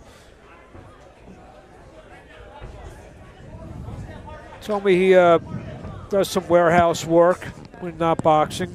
Dominique Griffin. 38 years old, 6-year pro. You know, a guy that was like, you know, kind of like the Griffin, like not comparing him whatsoever, that always stayed in shape regardless of no matter what, is great Floyd Mayweather.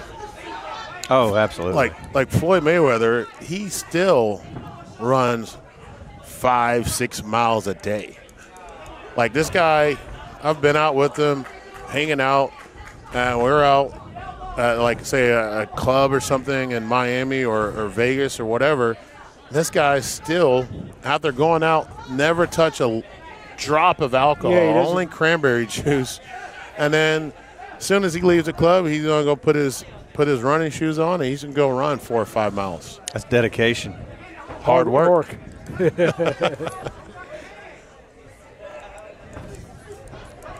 I think Bernard Hopkins is like that too, isn't he? Bernard was very dedicated to his body and his craft. There's only one Floyd Mayweather, though. Well, actually, there was two. Floyd Mayweather Sr. and Floyd Mayweather Jr. But, I mean, like, one that's, as you see, like, no matter what, he can get in the ring right now and challenge any guy in this weight class. DeJesus is a 4-year pro, began boxing at the age of 9, had 35 amateur fights. You actually could see DeJesus at a prime boxing venue. He actually works as a bartender at the Caribe Royale in Orlando, Florida, which hosts many boxing events throughout the year. As Griffin tries to jump in with a jab, that was a slip. That was a slip. And Griffin is really doing a good job of putting himself in this fight. I mean, this is a good round for Griffin. He said he's got wins over a couple guys with the good record, goes the distance, lost a couple split decisions. So right from DeJesus. I asked him what he knew about DeJesus when we were just hanging out waiting for the plane, and he said he knows he's 8-1. He's got 7 knockouts, but I've been in with guys, with similar situations. He's flicking the jab out. End of round 2 scheduled for 4. DeJesus and Griffin. Guys, I gave that round to Griffin. That's good seeing them, on the B side to go out and, really fight. Yeah, I got it tied up, 19-19, 2 rounds, 1 round each. So Griffin he's here he thinks he can win this, and that last round kind of made me think maybe he can too. Sometimes when you have a fighter like DeJesus that has the ability to knock people out with anything they hit them with, they're not as busy as they need to be, and in a 4-round bout like this can get away from you real fast. Yeah, you're absolutely right. So, he got to get busy a little bit, because to stop really relying on that one punch to knock him out. But, again, Jesus, he got some power, so he can end it very quickly. Yeah, it only takes one shot. Round 3, scheduled for Elon DeJesus and Dominique Griffin. The penultimate fight to our main event, Oliver McCall and Stacey Frazier.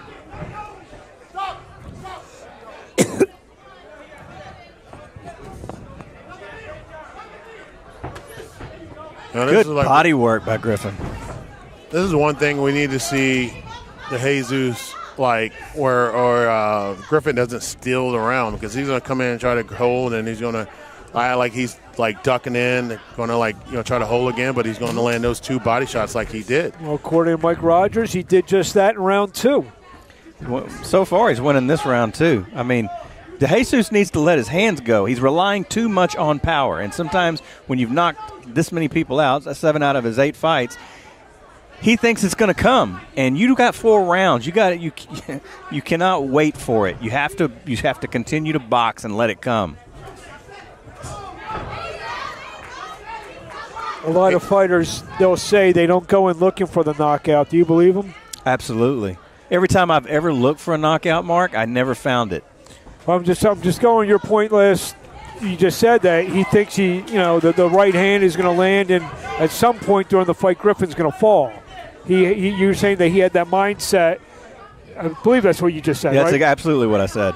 So he thinks he'll go in.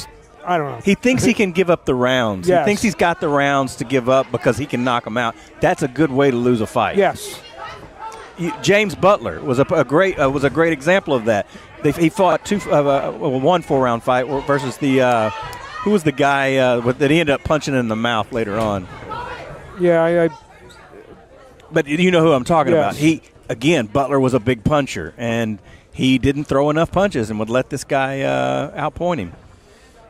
Yeah, we've seen that here, and like what our judges like to see is busyness. Yeah, and you see Griffin, not to interrupt you see Griffin just popping the jab, moving away. Yeah, like it definitely like the Jesus. He got to cut out the ring. You know, if I can talk to him, because this could be a close fight. Griffin is controlling this fight. Like, one thing here, we're going to see, like, we have judges that love power punches, and right now, the Jesus has definitely landed more power punches. We have some judges here that's going to they like the busyness of Griffin. That's when you put it in human error. So if my calculations are right, Griffin just went up. Who am I to question your math?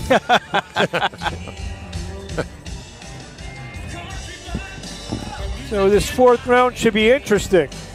Yes, I would agree. One way or another. Well, De Jesus, by my card, needs a stoppage to win or win the round to draw. And he's not showing me the desperation that he needs. I think in his mind, he thinks that he's ahead, or he thinks he's going to catch him. And his coach needs to be in his face going off right now.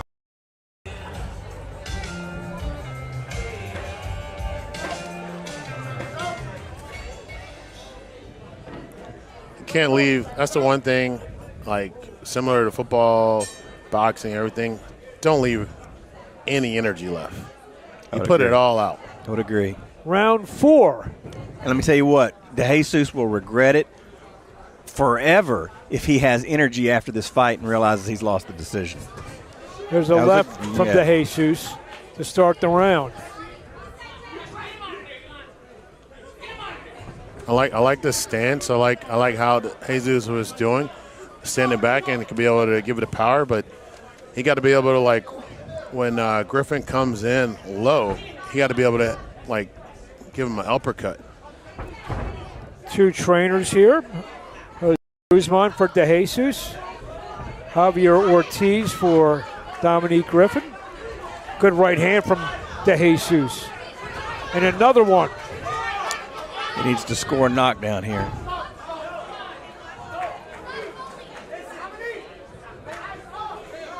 You see Elon De Jesus stepping it up a little bit here in round 4.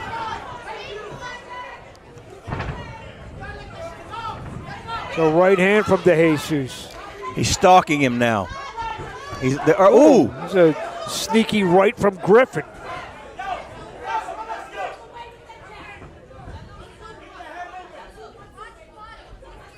There's not enough desperation in his actions.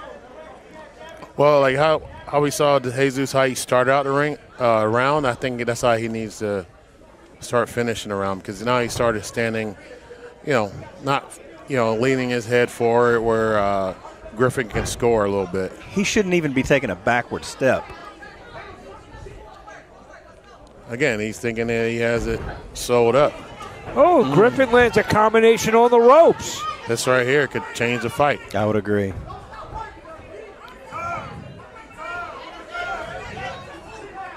And those little punches, those are snapping his head back at De Jesus.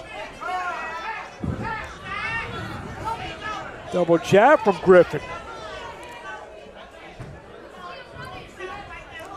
I wouldn't be surprised with, like, right now with our judges. Are they probably giving this round to Griffin right so far? He's definitely taken control back over the round for sure. But I don't know. He didn't do a whole lot of work in the beginning. There's a right from De Jesus. Misses with the left hook. 20 seconds ago, round 4.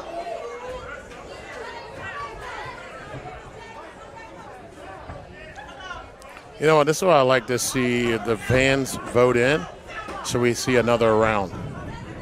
I don't believe I've ever seen that. Why not? I don't know. I think at one point there was a deal where they would go an extra round if it was a tie. Oh, so we're going 5 rounds. Okay, 6. Oh, we're going 6 rounds. All right, just perfect. We had on our thing it was going to be like 4, but I'm glad that we've seen 6 rounds because it's been super close. So I want to see how each fighter is going to come out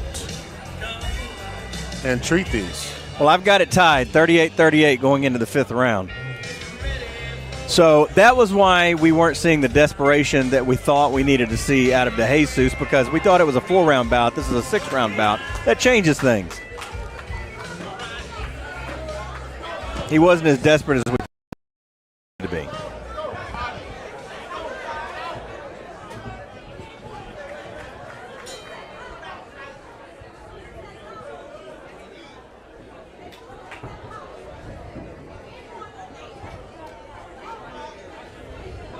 Round 5, Elon De Jesus. The blue and black. Dominique Griffin in the green. The left hook from De Jesus. He's getting a little busier, but Griffin is not, taking a backward step. He just he buries his head and goes into it. Very strong and very busy. Yeah, but we need these again, like how we saw last fight. We want to see Jesus come up with some uppercuts. Uppercut just right like there. That. Yes, good call. Another one. You want to keep his head up. So that diving into hold on is not going to help you. So left hook from De Jesus, who turns southpaw. That gives Griffin the opportunity to land a straight right hand down the middle.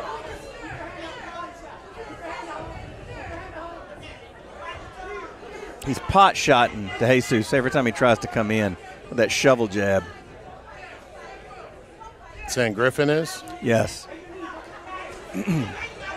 I think it's not something like Jesus practiced a ton is going, southpaw, but this way you can get your guy. Sometimes when you have a fighter like a Marvin Hagler that can just switch from southpaw to orthodox, they do it so smoothly you can't even tell it's happened. But it's hard. It's really hard to do and do it effectively. Very few fighters can do that. Yeah, I can absolutely agree. Like me playing football, I was a right tackle. I was a defensive right tackle. But when I went and left, everything was backwards for me. So if you can learn that and be fluent in both positions or both stances, you can go very far. I would agree. It definitely throws you off, but it's a very hard thing to learn. Left to the body from De Jesus. Now Griffin, who's been a southpaw all night for most of the fight, he's switching back and forth now. They're both trying to confuse each other. Right from De Jesus. Yeah, one thing that I could see probably why De Jesus switched to a different stance is because he was getting a little bit of leeway or getting some points with that uppercut. So he figured if he switches to his strong hand, it could be a knockout. But this is a guy that's been in the ring a lot. He's only been stopped once. I gave that round to De Jesus.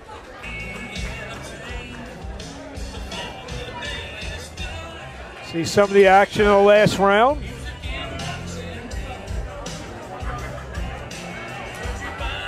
So if DeJesus wins this next round, I have him winning the fight. If Griffin wins it, it'll be a draw.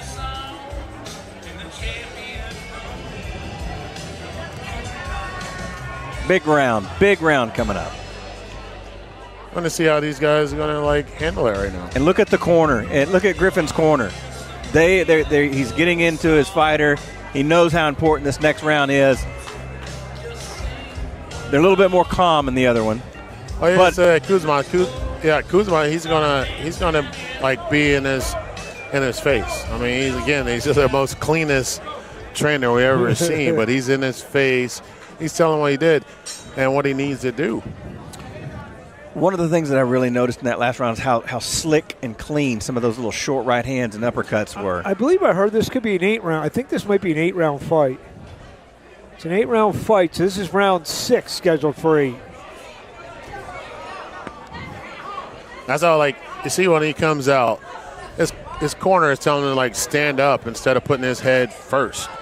See, he's behind his punches. This is where you can have that reach advantage on your opponent.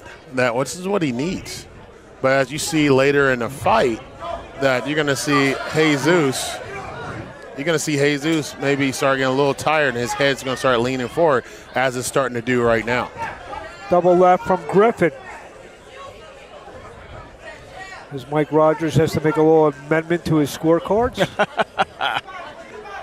Hey, I can do it on the fly. Professional. Right Mike, to the body from Griffin, left from DeJesus. Mike, how long have you been in the boxing game? Since 1975. I started boxing amateur back when it was with the AAU. And that was before we even had headgear and tank tops. We fought 3-round bouts. So I fought from 75 to 89 as an amateur, then fought pro from 97 to 2002. Had over 200 amateur fights, 27 pro fights. You look a day over 35. Thank you, sir. Yeah, I wouldn't have guessed that. Hainsworth, on the other hand, he may have started the NFL in 1975. I wasn't even born in 1975. I was born in 81. So right to the body and a left from DeJesus. Carry the 2. I started my old football career in 1987. In the great old city of Hartsville, South Carolina. Absolutely. Have to get Hartsville once a broadcast. Yes. We have a lot of athletes out of Hartsville, South Carolina. I mean, just like we have Christy Martin here, who is the pioneer and the legend in women's boxing. We also had a legend professional basketball player in Pee Wee Johnson. Like Pee Wee Johnson, yes. She's from my hometown. I used to watch her play in high school. DeJesus lands a right, flicking right hand from Griffin. We stroll down Hartsville, South Carolina's memory lane. DeJesus is definitely picking up the pace here. He's taking control of the fight. He's walking his fighter down. There's a good left hand against the ropes. End of round number 6, scheduled for 8.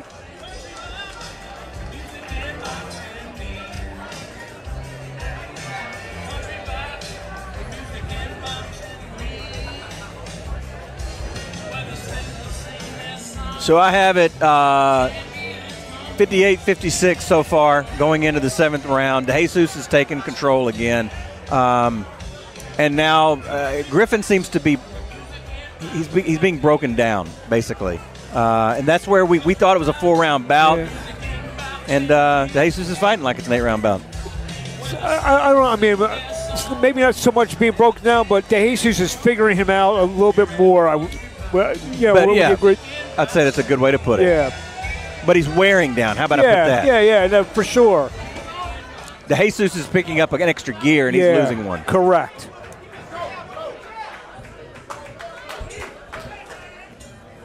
Round 7, scheduled for 8. Elon DeJesus and Dominique Griffin. Locked in a very competitive battle here. I would agree. This is boxing. It's good boxing, yeah. If Griffin can just bring back the old Griffin from the first couple of rounds, he has a chance to get back in this fight. But this is a very important round for him. He's trying to peck away to begin the round number 7.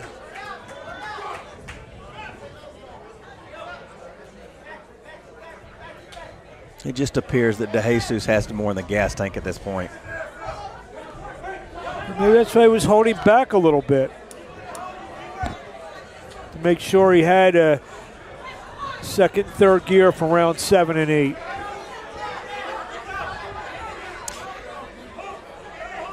Main event up next, Oliver McCall, Stacy Frazier.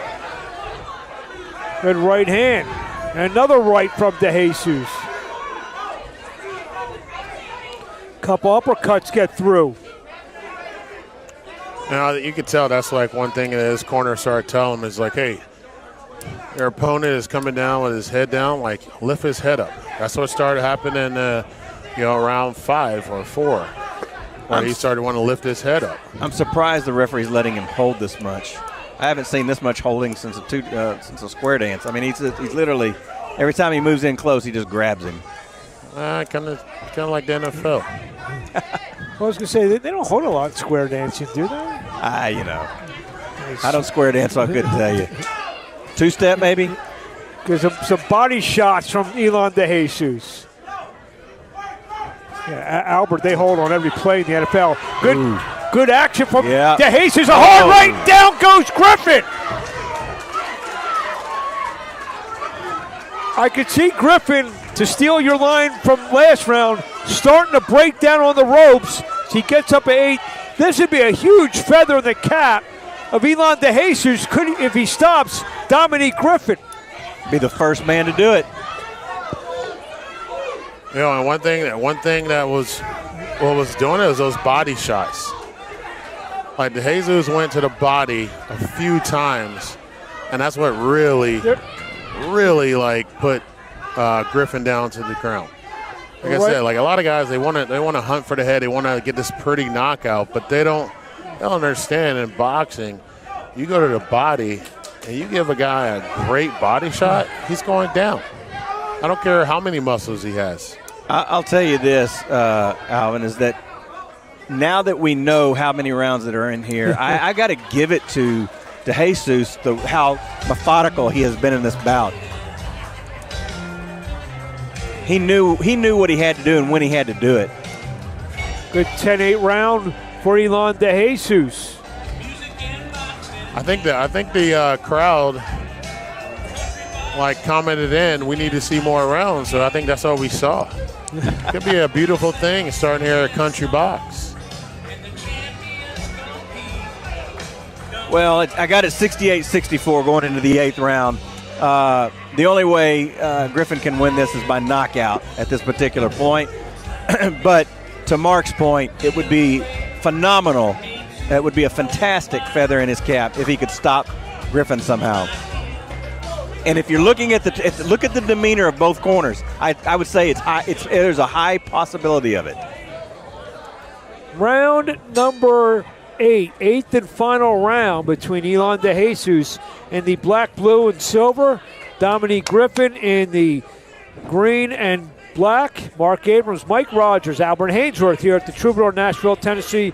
Jimmy Adams Promotions, Country Box 25. As DeJesus comes out with a right and a left hook. Uppercut on the inside. Misses with the right hand.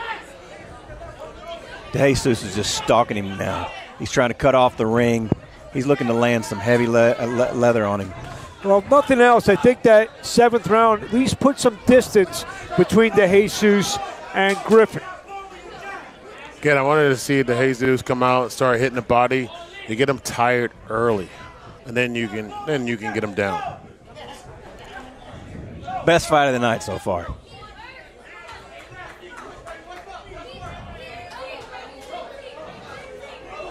There's a right from DeJesus and a left. I see some body shots right now from DeJesus on the ropes. Yeah, a little left to the body. He got through a moment ago. Anthony Bryant needs to take control of the ring, take control of the fight, not let him hug like that so much.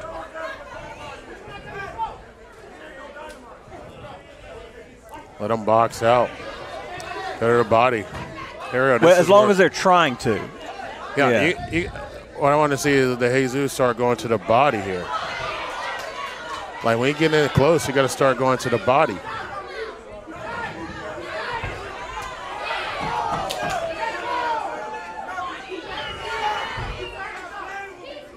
Little jab from Griffin.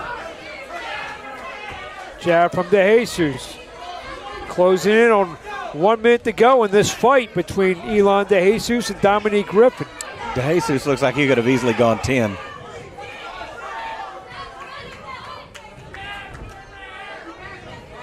One thing's for sure, Griffin is game. So I say it's got to go to the body. That's what was working. That's what tired out Griffin.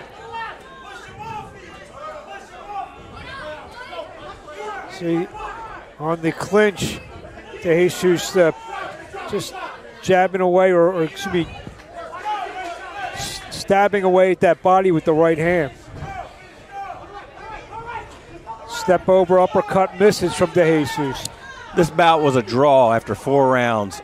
Now after 8, DeJesus is completely taken over and taken charge. And a lot of times the more rounds go, the talent seems to take over. Sure. You know, the cream rises to the top, but Dominique Griffin put on a very good effort here tonight. Just wasn't good enough as he got dropped in round 7. Keeps his durability streak intact as we complete 8 rounds between Elon DeJesus and Dominique Griffin. An amazing fight, great fight, but you saw how the talent took over. Me easily, I want to say that probably 6 rounds to 2 going to Jesus. Yep, I got it 78-73 DeJesus. So that's 6-2 plus a knockdown. So it's falls in line with Albert and Mike, kind of agree. Let's see if the 3 judges agree. We've seen crazier things.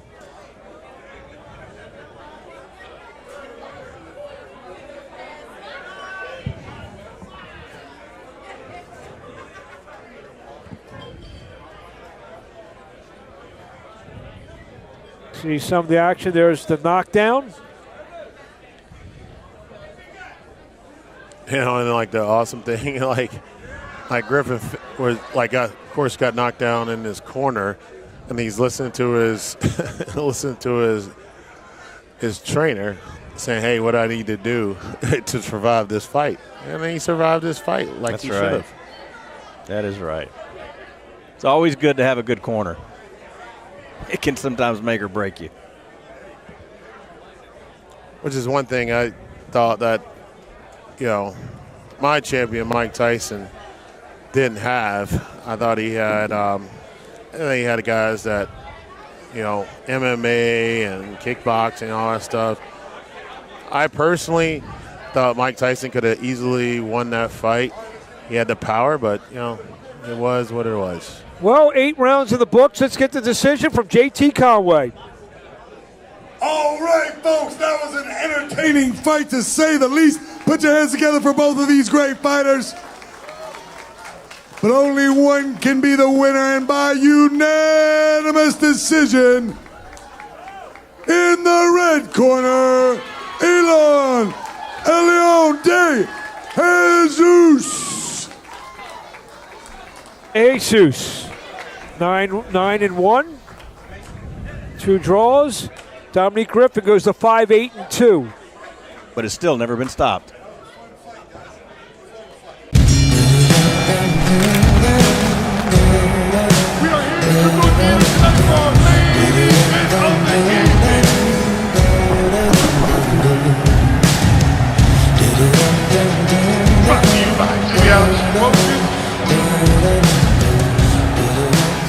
All right, Troubadour, it's main event time. Bury me, carry me, far beneath, fire and water meet, watching me leave everything free, everything free.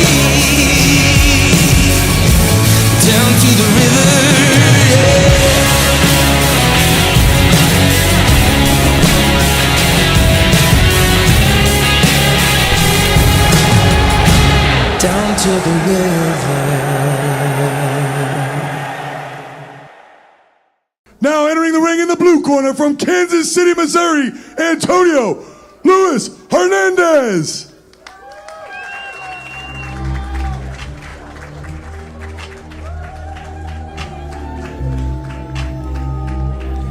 This is 25-year-old Antonio Luis Hernandez from Kansas City, Missouri. Got a deceptive record of 7-19-4, 4 knockouts. And he's been stopped 8 times. But like I said, in that last bout, he fought to a draw with a prospect. And now entering the ring in the red corner, fighting out of right here in the 615, representing Nashville, Tennessee, Isaac Carbonell. I feel like I'm losing my mind. 30-year-old Isaac Carbonell from now living right here in Nashville, Tennessee by way of Cuba. Mike Rogers, take us behind the tail of the tape. We have Isaac Carbonell. He's 30 years old, 6'2", a huge light heavyweight, 175 pounds, 8-0. Obviously, he's going in against the young 25-year-old, 5'11", 173.6, Antonio Luis Hernandez. Well, we are ready for Carbonell and Hernandez. Let's go up to ring announcer JT Conway. All right, folks. Hey, that was fun. I promise this one is going to be a banger. Our co-main event of the evening, scheduled for 6 rounds in the light heavyweight division, presented to you by the man, the myth, the legend, Jimmy Adams. Introducing first, fighting out of the blue corner. He's a veteran of 30 professional fights, weighing in at 175.6 pounds, hailing from Kansas City, Missouri. Please welcome Antonio Luis Hernandez. And in the red corner, weighing in at a trim, ready, 175 pounds. His record is perfect. 8 wins, no losses, 5 big wins by way of knockout from Nashville, Tennessee, by way of Cuba. Please welcome the undefeated Isaac Carbonell. All right, trunks look good. You got your instructions in the dressing room. Listen to my commands all the time. Protect yourself all the time, all right? Touch the gloves, go back to the corner, and let it go. Watch and see, watch and see. It's got Fight of the Night written all over it. 6 rounds, light heavyweight Isaac Carbonell, 8-0, 5 knockouts. He's in the white and red. Antonio Luis Hernandez, 7-19-4, 8 knockouts. He's in the blue and black. Mark Abrams here ringside at the Troubadour Nashville Country Box 25 with the 2-time All-Pro Albert Hainsworth, Mike Rogers, and we are underway. Mike mentioned about the draw with Barajas that Hernandez has, but he has several other outstanding results on his ledger here. He's got a win over 9-0 Destine Butler. He's got a win over 4-1 Gorjan. I mean, a couple fights back, he had a draw with Keontae Irving, who's a big prospect out of the Pittsburgh area. So 7-19-4. Don't sleep on that, guys.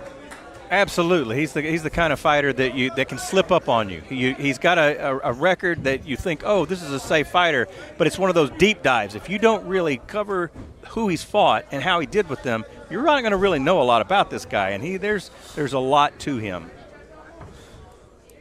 Albert, we've seen Carbonell. This is his 3rd appearance on Country Box.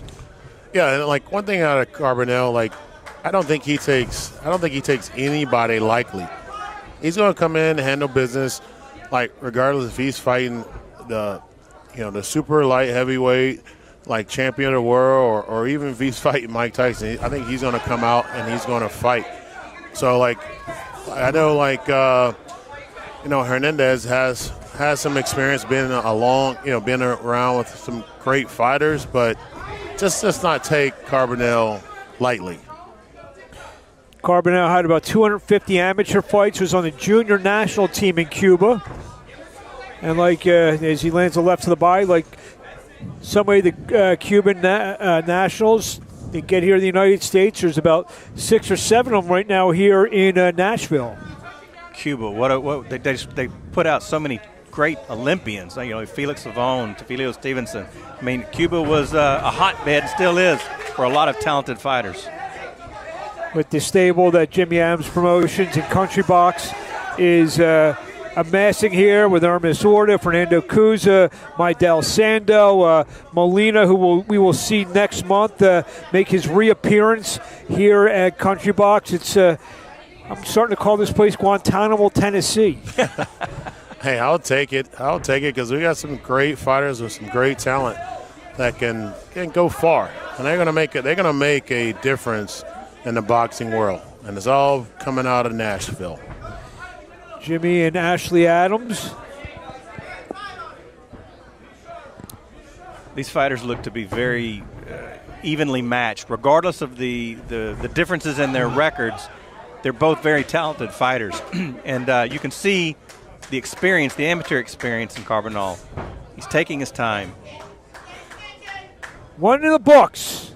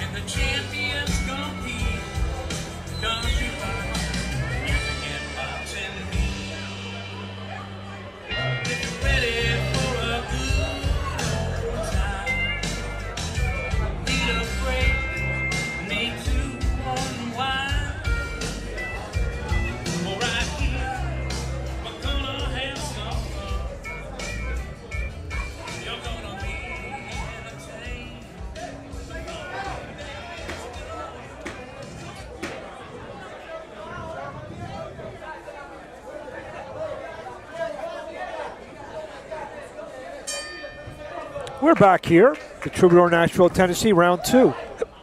Scheduled for 6. Isaac Carbonell and Antonio Luis Hernandez. And Carbonell drops Hernandez. I think it was the right hook. And he finished up with a straight left hand, did Isaac Carbonell. Carbonell, as Mike pointed out, has been stopped 8 times, 8 of his 19 losses. See if Carbonell puts his foot on the gas to begin round 2. Good left to the body and a straight left upstairs. A right hook and a straight left. You can already see a little bit of redness, like on Hernandez's right eye.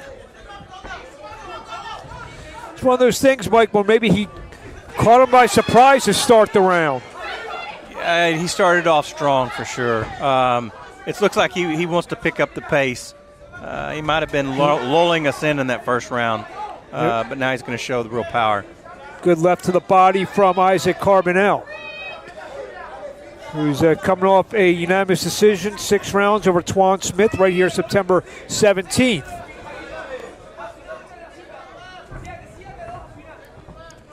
Hernandez definitely has fight in him, though. He's coming back strong. Like we mentioned, these Cuban fighters, uber talented. There's a good combination to the side of the head. As he reaches for a right, that would be ruled a slip. So I'm going to tell you, I'm noticing something with Hernandez. When he jabs, he drops that left hand almost every time, and that's where. There was a straight left. That should be a knockdown, no? Yeah, I would agree. Rolled a slip. I thought a punch got in there. I thought a few punches got in there. Like I say, like Carbonell, this is business. He comes here, he's not smiling, he's not, like shaking hands, being a politician. He's a guy that's going to go out here and he's going to do work.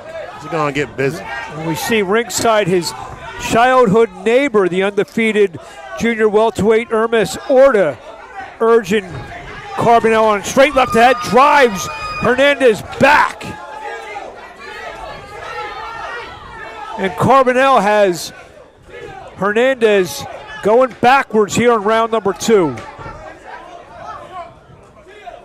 Yeah, you think like Hernandez think he's going to like land something that's going to change the fight.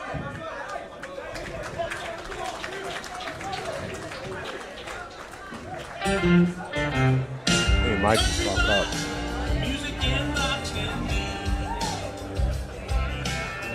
See some of the action. Here's the knockdown. It was a straight left that sent Hernandez to a knee. You know, he's so strong with that jab. It makes me wonder if he's really a southpaw boxer. Maybe he's just learned to fight that way. He's a strong young man. He's got a good left hand, but he's got a good right hand too. You know, that's like kind of like. I mean, I've never really boxed. You know, of course, professionally or anything, but when I train, my right hand is my strong hand, but I led with the right hand because that jab can put a person down like easily. Then like as I was developing my left, then I know I could knock somebody out. But the right hand's going to, it's going to keep getting damage. There's several fighters who fight, and as we start round 3, who fight that way, namely Oscar De La Hoya, who's a left-handed fighter who always fought orthodox. His power 10 played one of the best left hooks in the past 25, 30 years. You start round 3, Isaac Carbonell scored the knockdown in round 2. Had Antonio Luis Hernandez hurt and on the run several other times. Yeah, right now I think he's like boxing safe because he wants to get inside. Again, I think Carbonell should start jabbing his way in with that right hand because that literally puts a whole lot of pressure on Hernandez. I would agree, and it looks like Carbonell is to the part of the fight where he's breaking his opponent down. He's working upstairs, downstairs.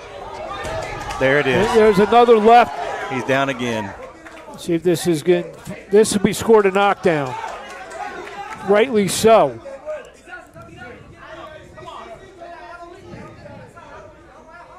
Yeah, Carbonell, he's going to swarm you, and he's going to keep throwing punches until you're down. And Hernandez keeps slipping and sliding all over the place here down to his knees. He's definitely getting frustrated, and rightly so. Good right hook upstairs from Isaac Carbonell. Hernandez gets in right, combination again. And this is going to be scored the third knockdown, second of round number 3 for Isaac Carbonell. Rightfully so. Like he hit him with some nice strong punches and he went to his knees. Isaac Carbonell fully in control over Antonio Luis Hernandez in round 3. Hernandez trying to fight back. Futile effort, right hook from Carbonell. Hernandez misses with a right hand.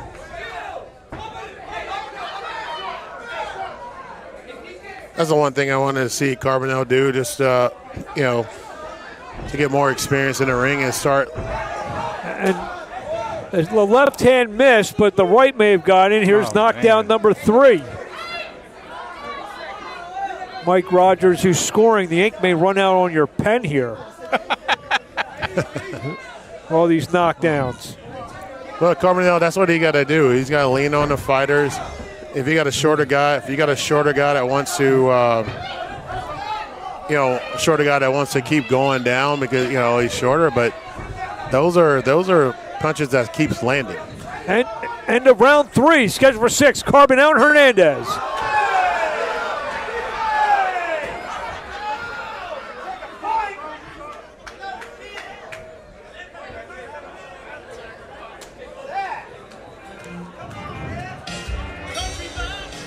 So my unofficial scorecard, I've got it 3-0, 30-23 for Carbonell. The only way Hernandez has an even remote chance of winning this fight is by knocking Carbonell out. Well, two things. When scores are like that early, our old good friend Bobby Ches used to say, Hernandez is at the point of no return. And you said remote chance. I see remote walking out the front door here at the Troubadour. I think he's already left. I think he's over at Music City. Yeah, I would agree.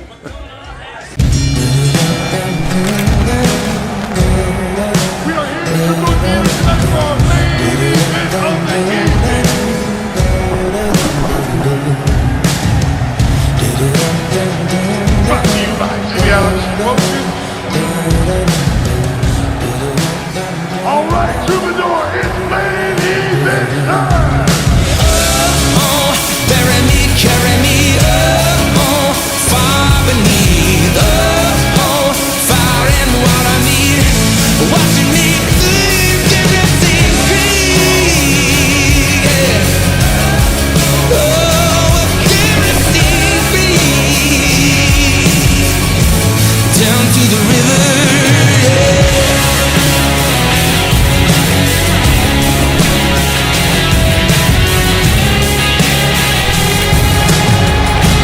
down to the river. Let's get the official decision. Let's up to ring announcer, Mr. J.T. Conway. All right, ladies and gentlemen, we had some excellent action. After not answering the bell after the third round, your winner, one member of the Cuban Missile Crisis, and still undefeated, Isaac Carbonell. Isaac, come here, my man. Let me talk to you, brother. Now, I've been working on Duolingo, so I'm going to try to say this in Spanish, okay? No, I can't do it, man. Hey, you want to give a shout out in Spanish and then tell us in English how you feel about this fight? I feel amazing. Training camp is good. Thank you for these beautiful people come to see me fight. Thank you, Ashley, Steve, Jimmy, my team, Hermes, Leal, my Dell, my sponsors, every clinics, Cusa. You know. Wow, there's a lot of people. You're doing a good job, man. Your English is much better than my Spanish. I'm glad we went with English. Hey, what's the G23 with the process? Tell me about that. You know, the process is my nickname, but you know, I always in this life is the process. That everybody, I need trust on the process. And G23 is a small family that every friend support when people need help. You know. Man, I really like it, man. Hey, y'all put your hands together for my man. Trust the process, Isaac Carbonell. What if there was a product that could help you control cravings, burn more fat, boost your metabolism, promote healthy blood glucose levels, lower inflammation, optimize insulin sensitivity, support healthy blood lipid levels, and support healthy blood pressure? Introducing Bellatrim. Bellatrim may be the most comprehensive body transformation product in the world. Weight management is more than calories in and calories out. It's about controlling appetite, having a healthier gut, supporting insulin function, stimulating fat-burning metabolism, and promoting healthy blood lipids and blood pressure. A proprietary blend backed by 6 clinical studies. Control cravings.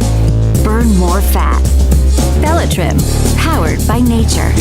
Backed by science.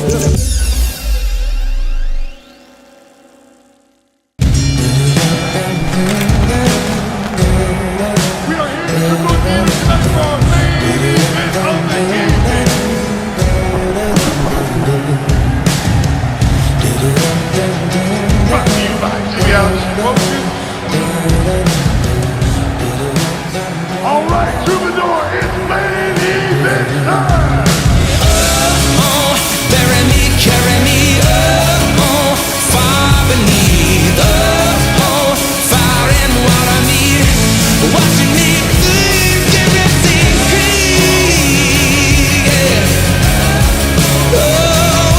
Everything free, down to the river, yeah.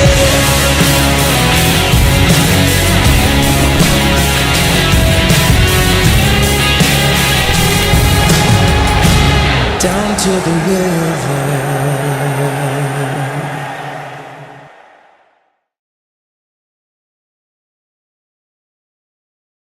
We have a special attraction scheduled for 6 rounds in the heavyweight division, presented to you by none other than Jimmy Adams Promotions, Dr. David Roach Dentistry, Clean Eats, and Bella Grace's Elixir from Mark and Kelly Cairns.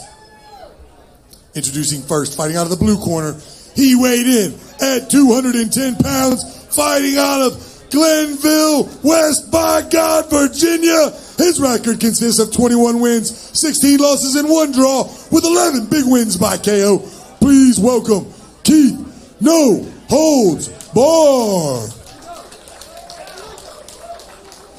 And in the red corner, he weighed in at 226 lean pounds. He has a perfect professional record, 5 wins, no losses. 2 wins by knockout from Nashville, Tennessee, by way of Guantanamo, Cuba.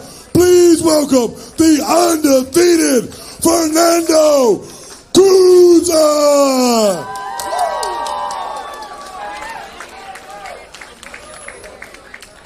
All right, boxers, your trunks are looking good here. Yours are a little high. You get to work into this area, okay? Protect yourselves at all times. Listen to my commands at all times. Any questions from anybody? Touch gloves. Come out swinging.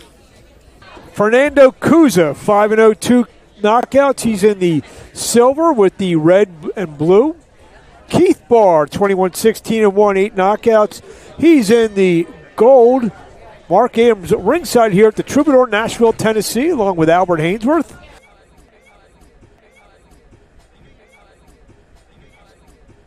See Barr, the southpaw. And like something you can see in Kuz's just his demeanor. He's not coming out showboating right now. You know, he's coming out serious. He's sitting down in the box because he knows he's in there with a very crafty veteran. Well, they mentioned that Oliver McCall, who will be fighting, as they said, against Stacy Frazier, has been working with Kuz in the gym. So you got a heavyweight champion coming to work with a guy who's got some tools, got a lot of tools, Fernando Cruz.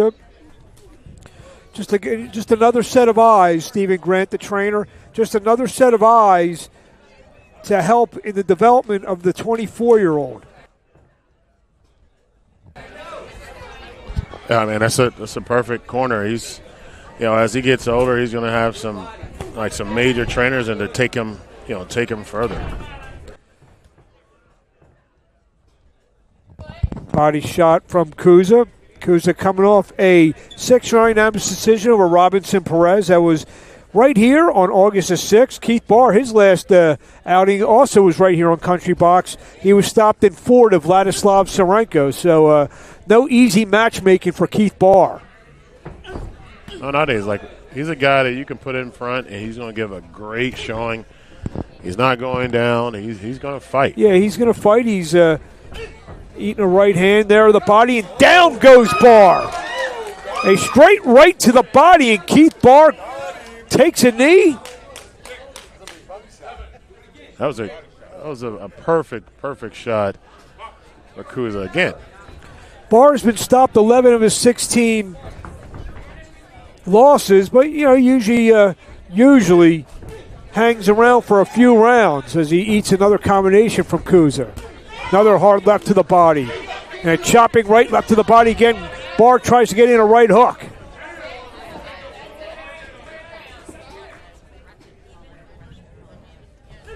Jab from Kuza.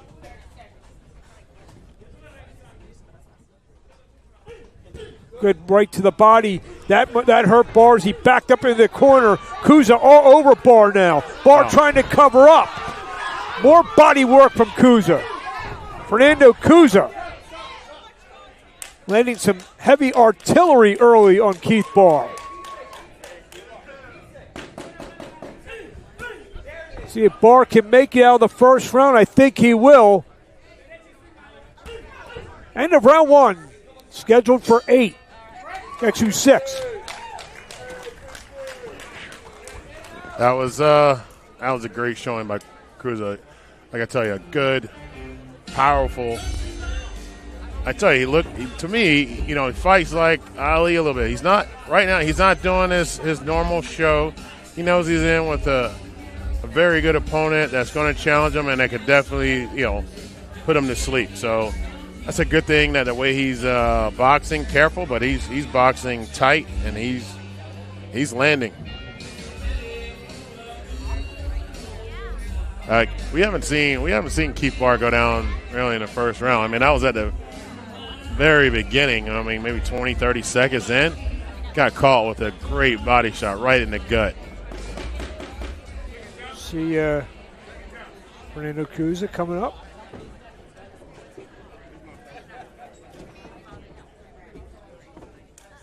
We are ready for round 2, scheduled for 6.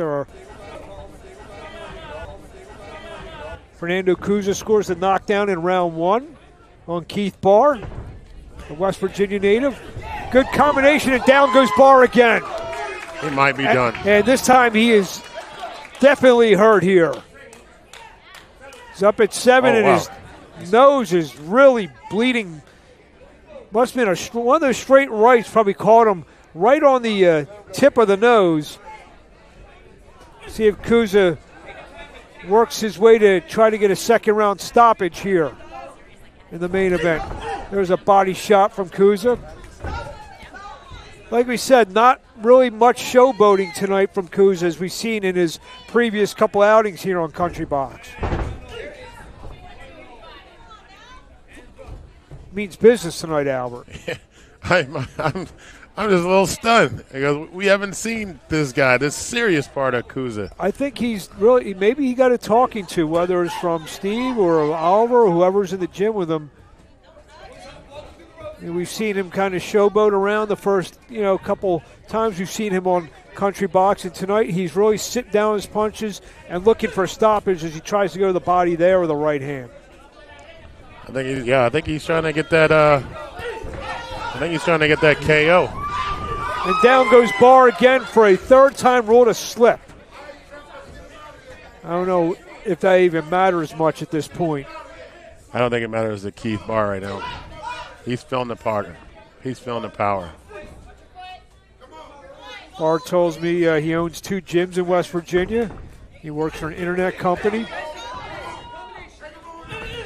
Uppercut on the inside from Kuza. Another straight right, and Barr is hurt again, and he goes down to a knee. Knockdown number 3, second here in round number 2. I don't think he's. You can see the tip of the right glove of Kuza. You see the blood that's on it. So these right hands are getting through just like that, and this fight is over. Score the second round stoppage. Win number 6. Knockout number 3 for Fernando Kuza. Wow. That's all I can say is wow. That was one of the most powerful jabs. Well, it was a straight right hand, I think, that did it. There was the first knockdown of the round. I mean, no celebrating, no anything. And that was the second knockdown. Now we'll see the finish. It's just a piston straight right hand, bang, right there. That buckled the face back of Keith Barr, and this fight is over here in round 2. Yeah, wow. I'm a bigger fan of Kuza even more now. Like, to show, I know he had the talent, but to come out here and show the power that he just exhibited, like, Keith Barr is no walkover, no laydown. This guy is a tough guy. He's been around with a whole lot of champions, and it's taken him to the distance.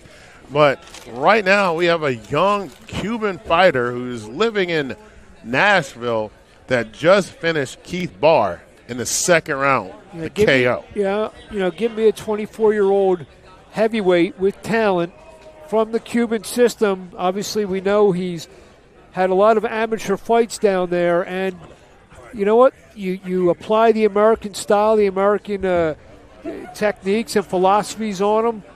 It's a work in progress, Kuza, but that was a very good showing there. Yeah, I want to see him come out with this ferocity all the time. Maybe, but it's good to see the way Kuza handled this fight, and we still don't see his normal joking around, kind of clowning around, or even after this fight, he's like a different guy. Well, to get the time of the second round stoppage for Fernando Kuza, let's throw up to JT Conway. These heavyweight warriors. But there can only be one, and tonight, that one, at 2 minutes, 24 seconds of the second round, by thunderous TKO, and still undefeated, Fernando Kuza.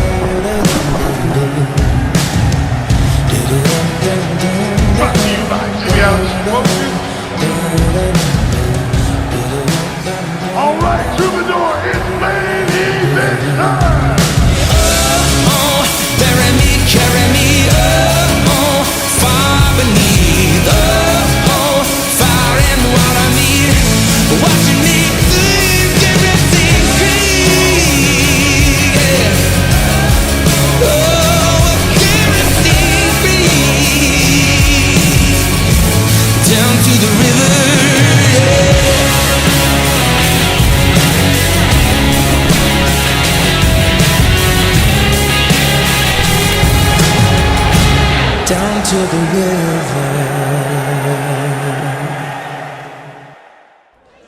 We are back here at the Troubadour Nashville, Tennessee. We are ready for our pre-fight pageantry. Let's go to JT Conway.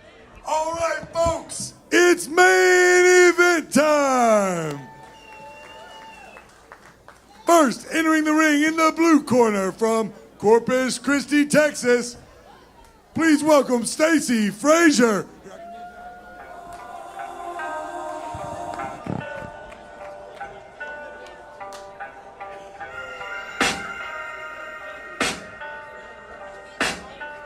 I can hear the demons call when they do what they do, and now I feel like taking off, find a place with a view. The pain is never gonna stop if it's controlling you. I know that time can heal it all. I just gotta get through. I just gotta get through. I just gotta get through. 'Cause I feel like taking off, find a place with a view. The pain is never gonna stop if it's controlling you. I know that time can heal it all. I just gotta get through. And now, ladies and gentlemen, the man you're all here to see entering the ring in the red corner from Nashville, Tennessee, Oliver McCall.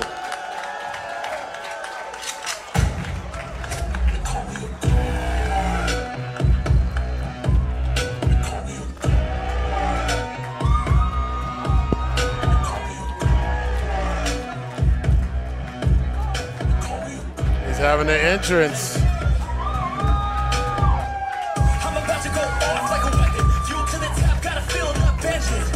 The former heavyweight champion of the world, 59-year-old Oliver McCall. Making history tonight. Also setting a record. Mike here. Rogers, take us behind the tail of the tape. Absolutely. You have Oliver McCall, 58 years old, 6'2", 251.2 pounds, with a record of 59-14. Fighting Stacy Frazier, 52 years old, 6'5", 228.4, 16-22. Let's go to ring announcer JT Conway. Tonight, folks, we want to introduce the promoter of this, the 25th edition of Country Box, Nashville's own promoter extraordinaire, and my friend, the one and only Jimmy Adams, along with his beautiful wife. Y'all put your hands together for Miss Ashley. Also, if you would, folks, go ahead and stand for me. We were going to be led tonight by the daughter of Jimmy and Ashley. My friend Addie is going to lead us in the Pledge of Allegiance. You ready, Addie? Let's do it. I pledge allegiance to the flag, United States of America, and to the republic for which it stands, one nation, under God, indivisible, with liberty and justice for all. Hey! That's right. That deserves a dance. Hold on. How's it going like that? That deserves the dance right there. All right, guys. And now, you're in for a treat. For our national anthem, we have the daughter of one of Country Box's favorite boxers, Big Hurt, Kurt Harper's daughter, 15-year-old extraordinaire singer-songwriter, Vivian Vasquez.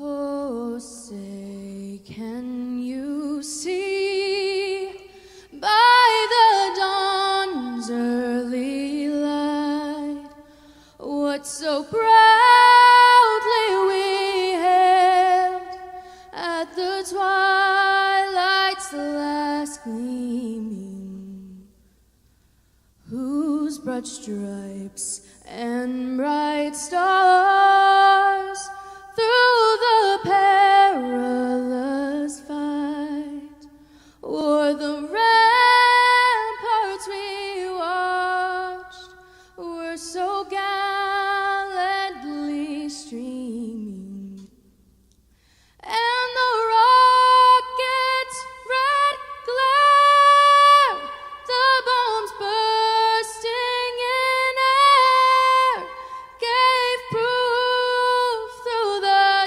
night that our flag was still there.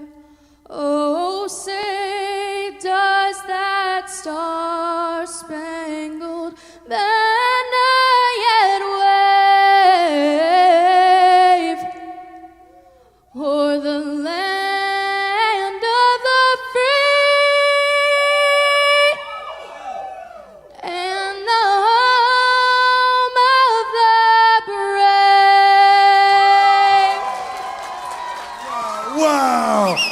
That's how you sing the national anthem right there. 15 years old, everybody. Keep it going. Vivian Vasquez. Wow, I got goosebumps. Hudson, you got goosebumps? Man, well done, Vivian.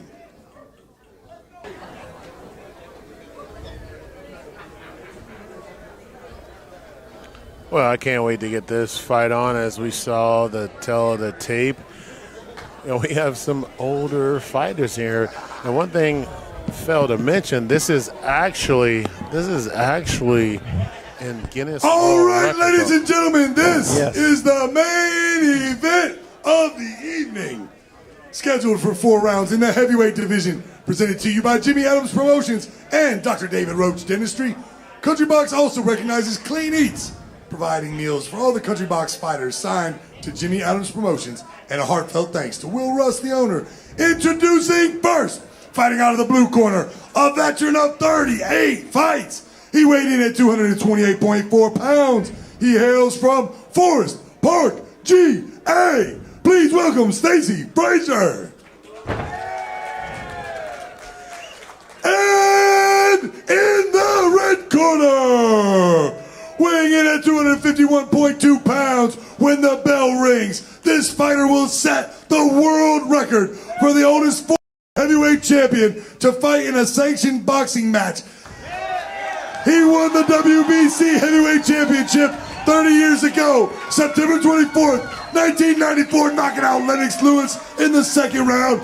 Ladies and gentlemen, I am proud to introduce to you former WBC Heavyweight Champion of the world, the Atomic Bull, Oliver McCall.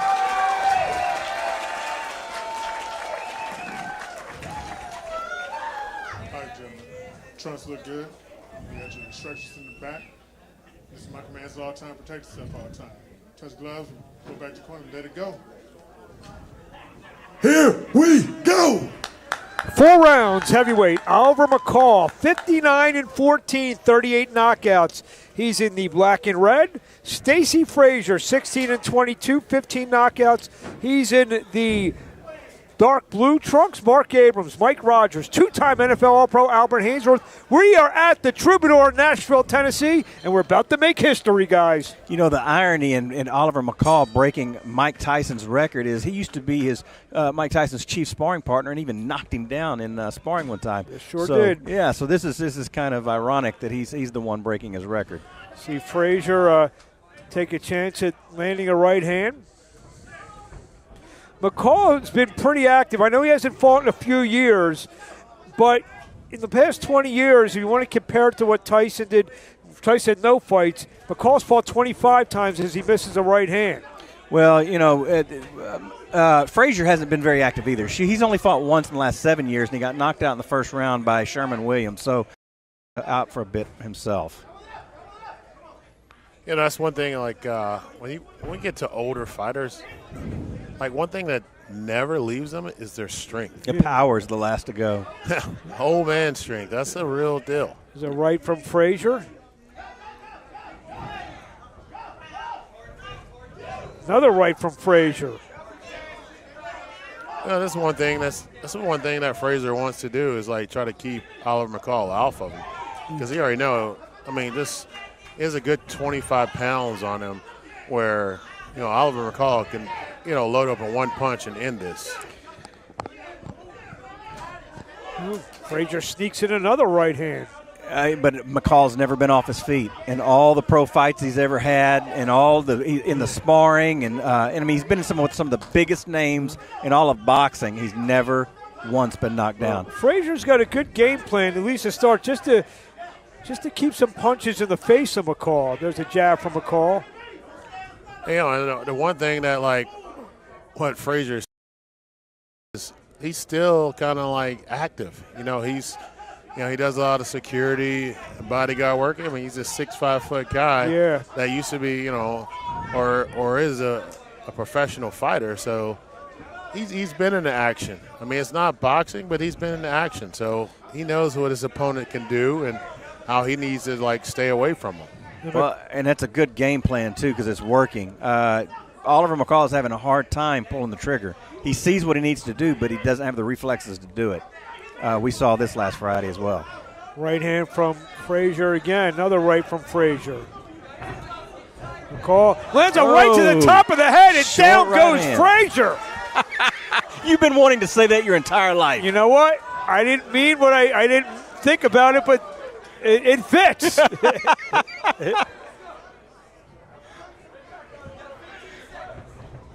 McCall fakes with the right hand.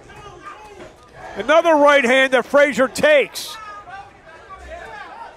Back to the jab for Stacey Frazier. Frazier was winning the first round until a right hand landed and sent him to the canvas. Big round for McCall. Let's see what happened, Mike. It was a little chopping right to the top of the head, it looked like. Yeah. That is, and that's it.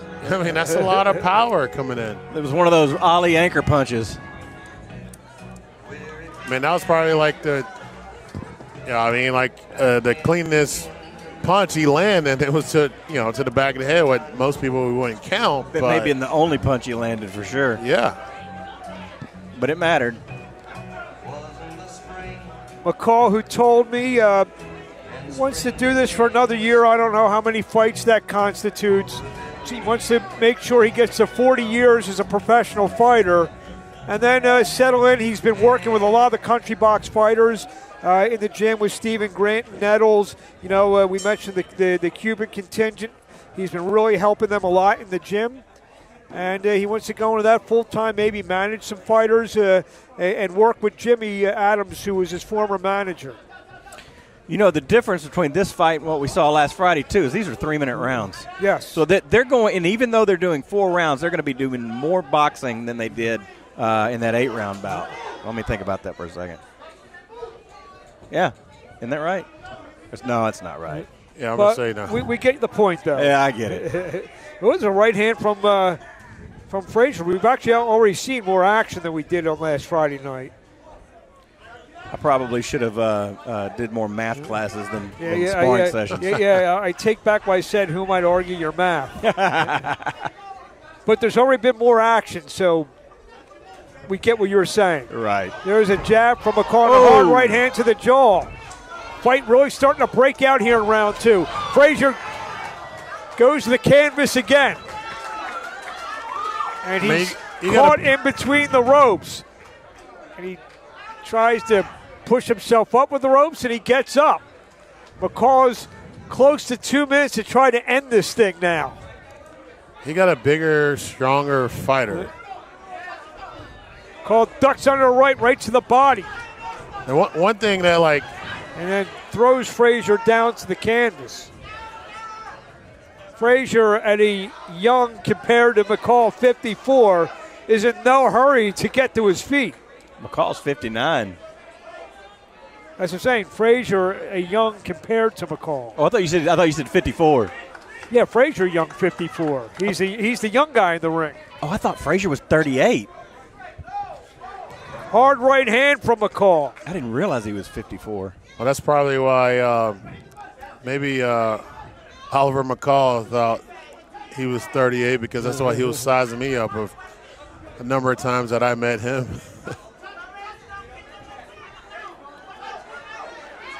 Jab from McCall. Frazier trying to land a right from distance. Yeah, definitely, Frazier, he's going to have to go back to his boxing and, trying to keep Oliver off of him. Oh, he went down again with that big clubbing right hand. Clubbing right, and Frazier hits the canvas again. Yeah, Frazier's gassed right now. Terribly. He's wanting to phone a friend. Yeah, he's out. And this fight is over. Score the second round stoppage. And again, this is what should have happened for Oliver McCall. That's what should have happened in the Tyson fight. Welcome back. And, beside everything, we're talking about the historic, there's a good right to the side of the jaw. significant that it's win number 60 for Oliver McCall. Amazing. Gets 14 losses and now 39 knockouts. It was right. I mean, it was right. And then they also switched corners. So not only did he break the record, he also got the win. And switched corners. And guess what?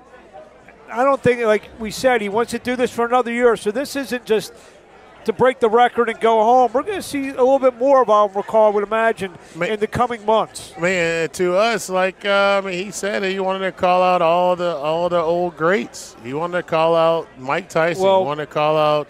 I'll tell you what, Tyson left the door. I mean, as much as how not great Mike Tyson looked or didn't look on Friday night, they asked him, "You done?" He's like, "I don't know." So.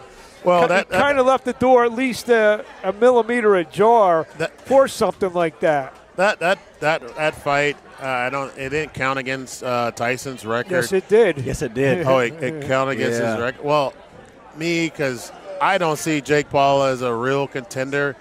I don't see him being somebody that's going to go far in the sport. I think he's a YouTuber that wants to show up.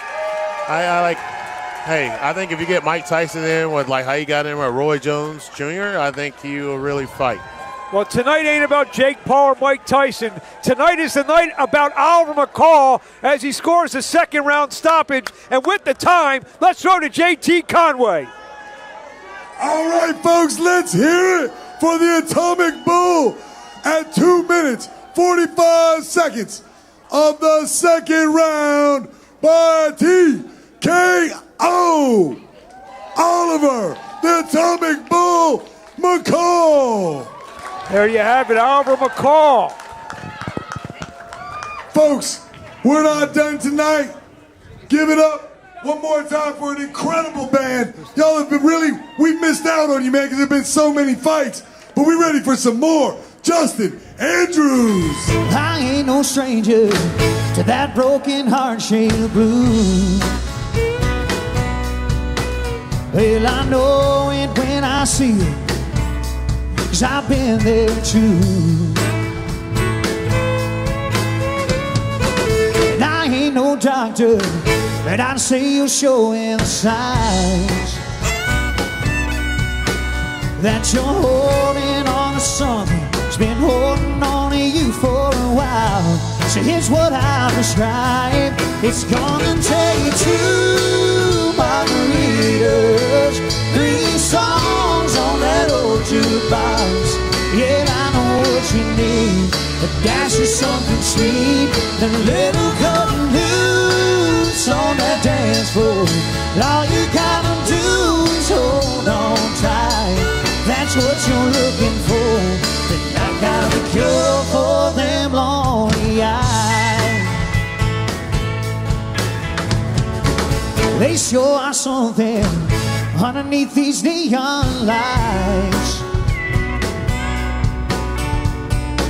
So let's make them sparkle out on that hardwood night. But it's gonna take 2 margaritas, 3 songs on that old jukebox. Yeah, I know what you need. A dash of something sweet, a little cut loose on that dance floor. All you gotta do is hold on tight. That's what you're looking for. Then I got the cure for them lonely eyes.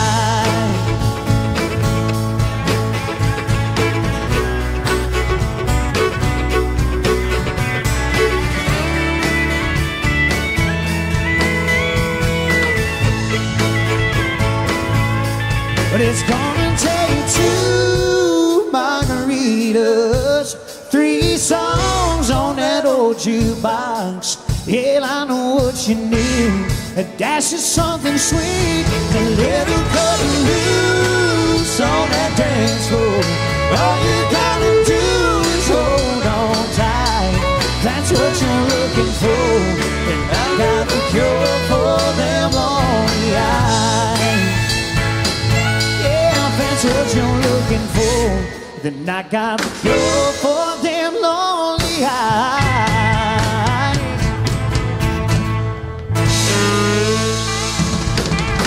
the bar's called Lonely Eyes, y'all. Thank you very much.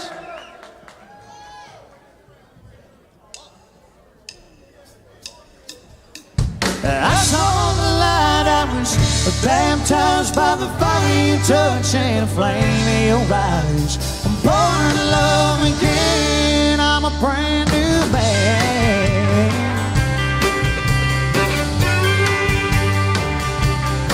Yeah, the whole town's talking about the line I've been walking and leads right to your door. Oh, how I used to roam. I was a rolling stone. Yeah, I used to have a wild side. They say a country mile wide. I'd burn those beer joints down. That's all changed now. You turned my life around. Yeah, I saw the light. I was baptized by the fire you touch and flame in your eyes. I'm born to love again. I'm a brand new man.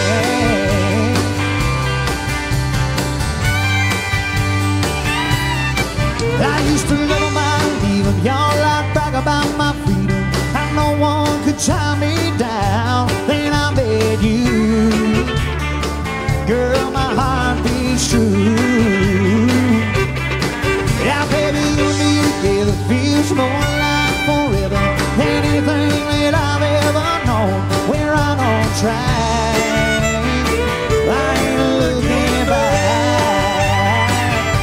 Yeah, I saw the light, I was baptized by the fire you touch and the flame in your eyes. I'm born to love again, I'm a brand new man. Come on, guitar.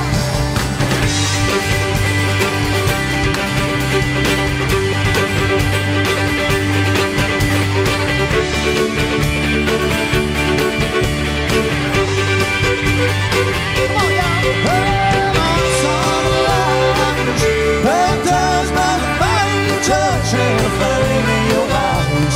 I'm born to love again, I'm a brand new man. Yeah, I saw the light, I was baptized by the fire you touch and the flame in your eyes. I'm born to love again, I'm a brand new man. Yeah, I'm born to love again. Well, I'm a brand new man.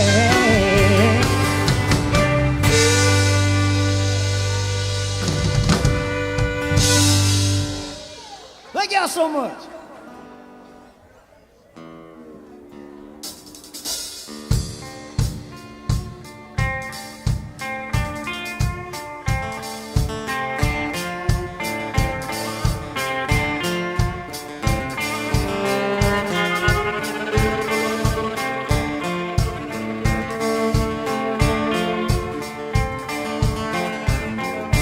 It's a long way to Richmond, rolling north on 95,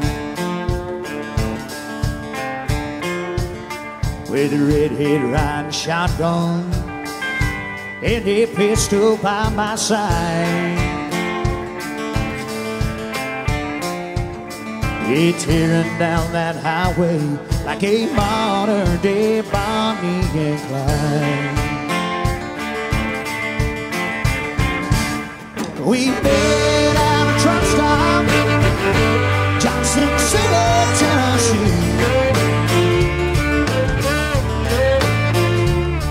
I was gassing up my Firebird when I heard her calling me.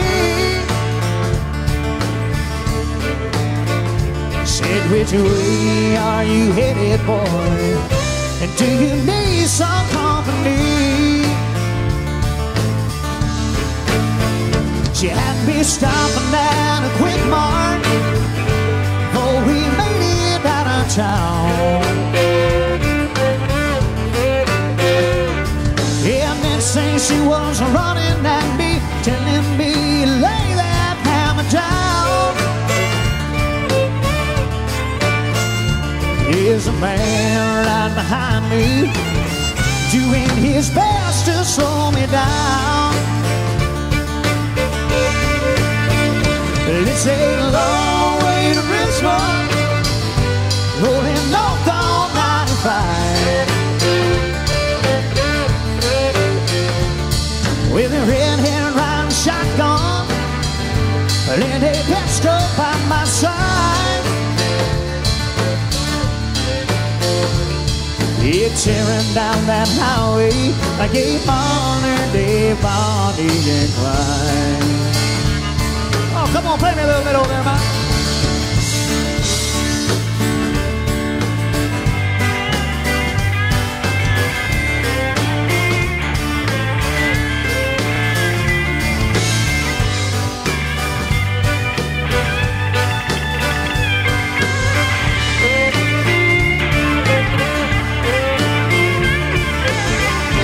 Ladies and gentlemen, thank y'all so much. Thank you so much, Country Box. I'm Justin Andrews with Neon Nights. Mr. Michael Martin on the guitar. Miss Becca Siegel on the fiddle. Kevin Campbell on the bass. Mr. Mike Rice back there. I'm Justin Andrews. We will see y'all next time. Thank y'all so much. Thank you, fighters. Thank you so much, Jimmy.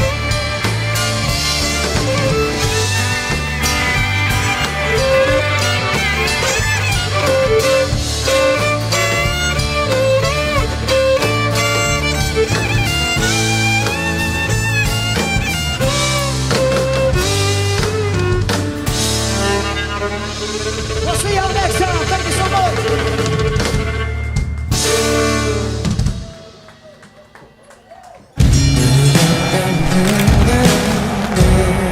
We are here to do this for ladies and only.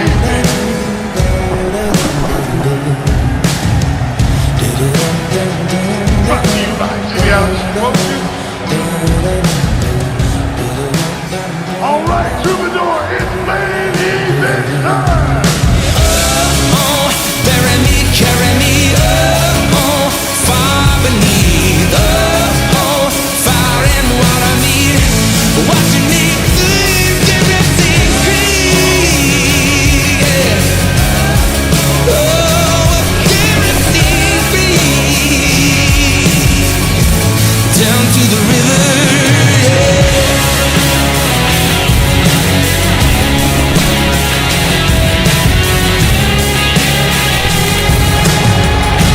Down to the river.